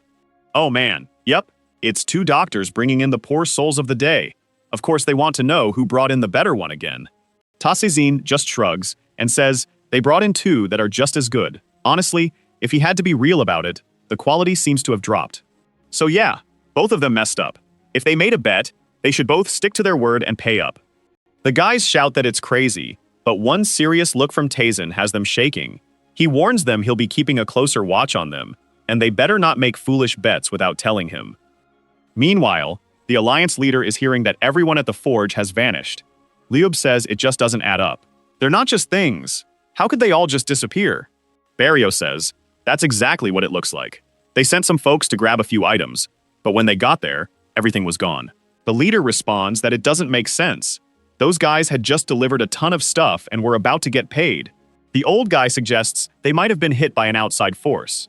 Plus, it seems there's a plague starting to spread around. Liam says fine, they should reach out to the Divine Doctor and the Quirky Needle for help.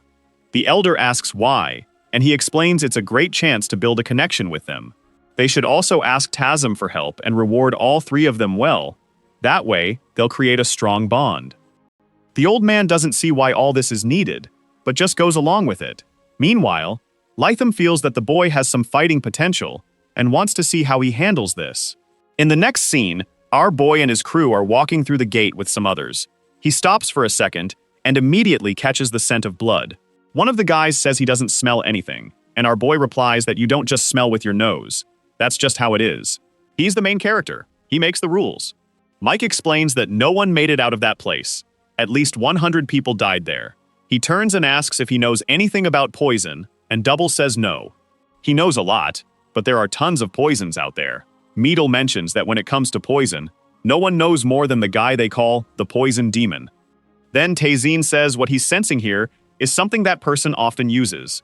Dubby is stunned that this beast is claiming the Poison Demon wiped everyone out, and Tazin just says there's something unsettling mixed in the smell here. The two were supposed to figure out what was going on and why there was that poison smell. The poor guys still can't smell anything and are confused, but they just roll with it.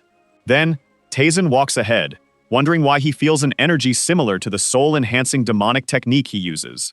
A little later, Dovey shows up, giving orders and trying to get things organized. Suddenly, Liav shows up. The two fools bow, and Dovey asks what brings such a busy guy like him all the way out here. The chief replies that no matter how busy he is, he can't ignore the people he's asked for help. Plus, he has another favor to ask. Before he can explain, Needle jumps in, asking if he's going to ask them to check on the people in the area. The chief is surprised he guessed it, and Needle says they were already looking into it under Tazun's orders and found signs of poison. Also, it seems this was already spreading to nearby areas.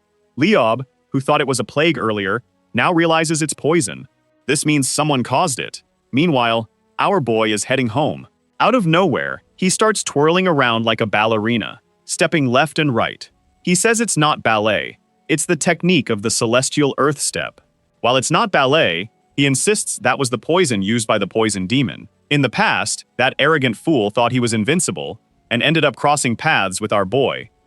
If he had met anyone else, things might have turned out differently. But he ran into the protagonist. The guy's 11 poison technique couldn't stand up to the demonic soul incineration art. With that, he was totally defeated and had to follow Taizin forever as punishment. On top of that, he spilled his poison techniques and secrets every day just to stay alive. Taizin smiles, remembering that it was honestly pretty funny having that guy around. But now, he wants to know what that bastard is up to these days. Suddenly, someone calls out to Taizin. Needle says the investigation's done, and the antidote he wanted is ready to go. Our guy thanks him and tells him to get a lot because they'll need plenty. Needle agrees, but mentions the more he digs, the weirder it gets. Doesn't this seem like it's not the poison demon's work? Taizin asks why, and Needle explains that while the poison is deadly, it's being created in a much worse way. If it were the real poison demon, this city would be in ruins by now. Plus, he figured out that whatever this is, it's not meant to kill. It looks more like it just slows down the body's healing by messing with vital energy. Basically, if someone keeps using it, they could survive, but would just be a walking corpse. So, they'll keep treating the poisoned folks in the area. Hearing that, Taizin is sure whatever's going on is tied to that feeling he got when he sensed the demonic art. Right now, he needs more info, which is perfect for the Hao faction. He calls for Kum Wan, saying it's time to leave. But just then, the lovesick fiancé spots him. She rushes over, asking where he's headed. At the same time, she says she's here to help Needle and the Divine Doctor. That's when Taizin drops the big news. He says he's off to the House of Golden Jade. Of course you know what everyone's thinking, and Suyun asks if that's not the name of that famous brothel. He confirms, yeah, that's the one. The biggest one in all of Yesheng. The poor fiancé is there, blushing and shocked. I can't tell if she's stunned by the excitement or just confused. Suyun, though, finds it odd, and says if he has the cloud around, he wouldn't need that. The guys look at her and say if she's bored, she can join too. Man, that was pretty harsh. The poor girl is even clutching her cloak. Seriously, the celestial demon could at least explain things to her. She's totally crushed, her face pale, saying she's already told him countless times he can do whatever he wants. Then she runs off, saying she's going to help the doctors. Asom chases after her, while our guy just stands there, trying to figure out what's going on with this wild girl. She must be in a rush to take off like that. So he's heading to the brothel. Yeah, that's definitely why she took off. Next, we spot a group gathered in the city. The two girls are busy trying to gather intel. The two doctors look wiped out. After a whole day of making potions, Needle is frustrated, saying it's been years since he treated even one patient in a day, and now he's stuck doing it for free. Dumba asks how he got his reputation as a great doctor if he hardly treats anyone. So he explains that to sharpen his skills, he used to see 100 patients a day back in the day. His friend shoots back that that's nothing. He once handled over 200 in just one day. Needle thinks he's lying, but Dubby says just thinking about that day makes him tremble. The old man says it must have been rough for the patients to be seen so fast, but Dubby insists he had no choice. His master made him do it. The only person scarier than that guy is Taizin. Or maybe, who knows, that guy could have been even worse. Then Needle asks if he knows anything about Taizin's real identity. Dubby says, unfortunately, no, but yes. He once met someone who was oddly similar, and then the old guy flips out, saying they've been on the same side for ages. He should just spill the beans about who he is, who Master Taizin is, and what's going on. Dub pauses for a moment, smiles, and then says they were the sacred celestial demon cult. Needle quickly says he didn't hear anything. Not a word. He really shouldn't have asked. But, you know, curiosity gets the best of him, and he wants to know exactly who the boy's master was. Suddenly, Dubby's face changes, and he stands up. Looking out the window, the sky looked orange. He stood there, frozen, not moving at all. Needle points out that there's no chance for a break now. Up on the walls, the zombies are coming in. Oh man, now they're staring down Suian, and the sweetest fiancée in all of China. She has no clue what's happening, but Dewey is shouting for everyone to get to his safe zone right away.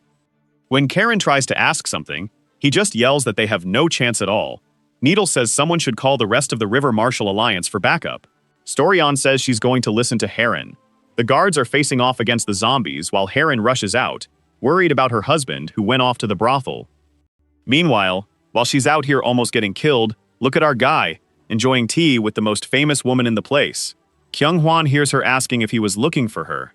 She says sorry for not being the first to show up and explains they've been busy planning things. Tae-jin, of course, tells her to stop letting him down and do her job right, asking what brings her to this area. She explains that there have been some shady activities in the River Alliance, and she came to help out. They're there to check on the Black Steel Hound. If I'm right, that's the crew from the Forge, the one that's no longer around. In the middle of her explanation, someone knocks on the door saying there's a message from the Alliance. She tells them to let the person in. The door opens, and the guy walks in, saying the Divine Doctor and Eccentric Needle need help. Tae-jin looks a bit puzzled, and the guy says it's urgent, adding that they're in a tent nearby. Tae-jin asks why they aren't busy treating the poison people, and the old man says he doesn't know either, but it seems like something unusual needs him right away. But Tae-jin wants to know how he found him, since he never told either of them where he was going. The old man tries to make an excuse, but Tae-jin just orders him to be restrained, slamming him face first to the ground. The leader of the Hao faction realizes why he's treating a guy from the River Alliance this way. Even Kyung-woon has figured it out. He explains that neither Needle nor the Divine Doctor would ever come looking for Tae-jin because they value their lives. The protagonist tells her to thoroughly check the River Alliance personnel and take this guy with her because he's a spy. She's convinced there's a trap waiting for him, but our guy just says that whatever it is, it's unavoidable. He calls Kelwin over and says they're going to look for those two. Outside, it's crawling with zombies. Oh man. So far, even though a lot have shown up, none have attacked yet. Oh, right. They're just waiting for that guy to ring the bell. The doctors are there, not really sure what to do. Dubby felt like these guys looked familiar.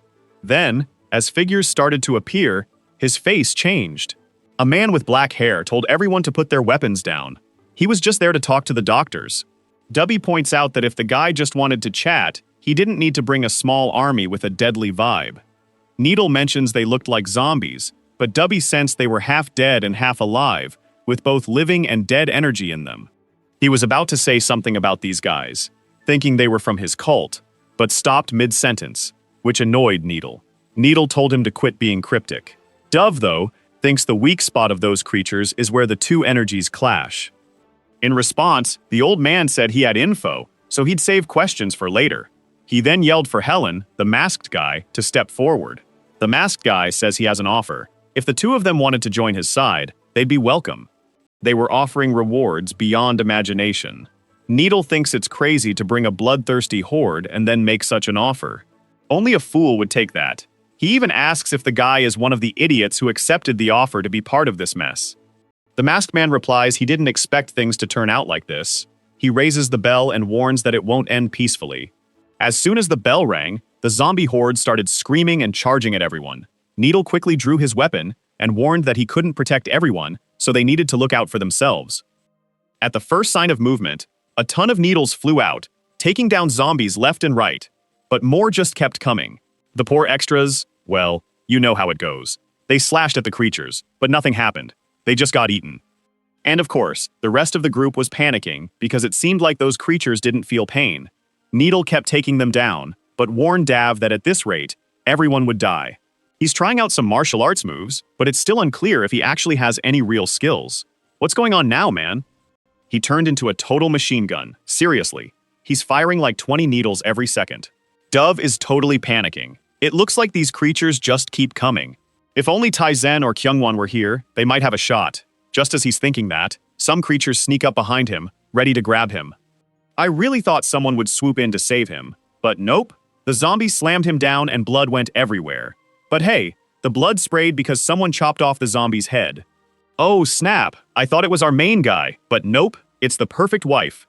Dub is all shaky and just mutters thanks. Then Suyeon shows up, asking if they're okay, and they tell her most people are already being evacuated. What they don't get is what those things really are. They didn't seem human at all. Doobie says he's not sure, but they seem like zombies that are still half alive, and it looks like he and Needle are the main targets. Suyeon wants more info, but he says there's no time. All she needs to know is to take them out, either by chopping off their heads or cutting their energy flow. But then some zombies show up, and the two burlos get ready. As they charge, Dubby shouts to aim for the belly. Soyev is watching Hera, thinking that she's always been the one protecting her. But today, it's her turn to protect her lady. I'll take care of it, girl, since our boy isn't the romantic type. Zombies are taking needle shots, but man, Needle is running low on needles, and to make it worse, he's getting exhausted. That's because to pull off those precise hits, he's been using his internal energy, and now, yeah, it's all gone. Dubby says he has one last card to play to escape, but the catch is, it's a bit of a gamble. Neil says he's not leaving this place alone. Poor Dubby insists that he, the protagonist, will stick around until the end. He doesn't realize he's not the main character here, but he pulls something from his cloak and tells him to find Master Taisen. Then he yells at the bastards and tosses something to the ground. It explodes into red smoke. The gas rising makes the zombies start coughing up blood. Looks like he had this up his sleeve, but didn't think it would actually work. The monsters start to squirm, and their heads pop right in front of them. He tells Needle there's now a shot at escaping. He'll hold them off here, but Needle needs to get out. Needle agrees, but tells him to stay alive too. Dub just says not to worry. He's the older brother. But then, they both take off running together, while the cloaked guy stands there puzzled, wondering how they're still alive. He rings the bell again, and a swarm of zombies rushes in from behind. What's strange is light is coming from their mouths and eyes, forcing them to shield their faces. The old man uses his last bit of energy to shoot a few more needles, hitting the bloated monster. But it doesn't go down, and behind it, there's an endless horde. Round 2 of the fight kicks off, while Suyeon and Heron are slicing through everything. The issue is, Heron got bitten on the arm. Suyeon rushes over to help and asks if she's all right. But up on the wall, another huge wave is coming. They can't believe after all this fighting, there are still so many left. At that moment, Huron looks really sad. It seems like she's about to die, especially after battling with Tae-jin.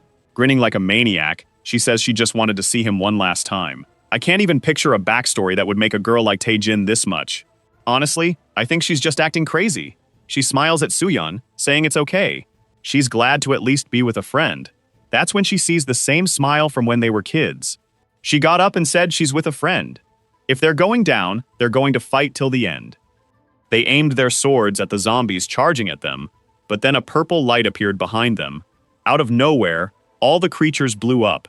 Whoa, from all that light, look who's causing the chaos. Taejung was holding one of the monster heads while the rest exploded. He wondered why there were so many half-dead things around. The ladies and the confused doctors were already grinning. Meanwhile, up on the roof, the masked guy was watching. Surprised things got this messy. He took off his mask and popped something in his mouth, saying there wouldn't be another chance.